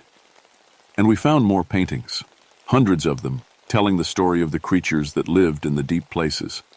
The Cherokee had known about them and had tried to keep people away. But settlers came and didn't listen to the warnings. The creatures had been feeding on humans for over a century, taking a few at a time, careful never to take so many that people would start hunting them seriously. Until the college students had gone too deep and found their main nesting area. That's when they'd gotten careless. I transferred to surface duties after that. Couldn't handle being underground anymore. Every time I'd to enter a cave, I'd see those glowing eyes and hear that intelligent roar that sounded almost like laughter. Dale Morrison took over as the cave rescue coordinator. He lasted 6 months before he asked for a transfer too. Said he kept hearing things in the caves that couldn't be explained by normal acoustics. Jim Hawkins started drinking heavy after that winter. He never talked about what we'd seen in the deep chamber, but sometimes when he'd had too much whiskey, he'd mention the teeth marks we'd found on some of the bones. Teeth marks too big and too purposeful to belong to any known animal. The official report listed the 6 students as victims of a cave-in caused by the ice storm. Their families got death certificates and insurance payments and the comfort of thinking their children had died quickly in an accident. The truth would have been too much to bear. But sealing one cave didn't solve the problem. The Cherokee National Forest has over 300 mapped cave systems and probably twice that many that haven't been fully explored. The creatures didn't just disappear because we plugged one hole. Local cavers started reporting strange sounds coming from other caves in the region. Howls that echoed from deep underground, especially during the winter months. Some of the more experienced cavers stopped going below the first chamber level. They'd never admit why, but word spreads in small communities. People know when something's wrong, even if they can't put a name to it. I retired early, at 53. Moved to a house in town where I could see the street lights and hear traffic and know that I wasn't alone in the dark. But sometimes, on quiet winter nights when the wind is just right, I can still hear sounds coming from the mountains. Sounds that remind me of that voice in the deep chamber, the one that had learned to enjoy the hunt. The Cherokee were right to stay away from Screaming Eagle Hollow. They understood that some places belong to things older and more dangerous than humans, things that have been waiting in the dark places of the world since before we learned to make fire. We should have listened to their warnings. If you're ever hiking in the Appalachian Mountains and you come across a cave entrance, especially one that local people seem to avoid, remember this story.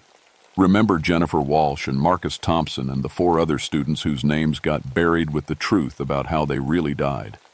And remember that just because we've mapped most of the surface world doesn't mean we understand what lives beneath it. Some doors should never be opened. Some hollow places should be left to scream in the dark.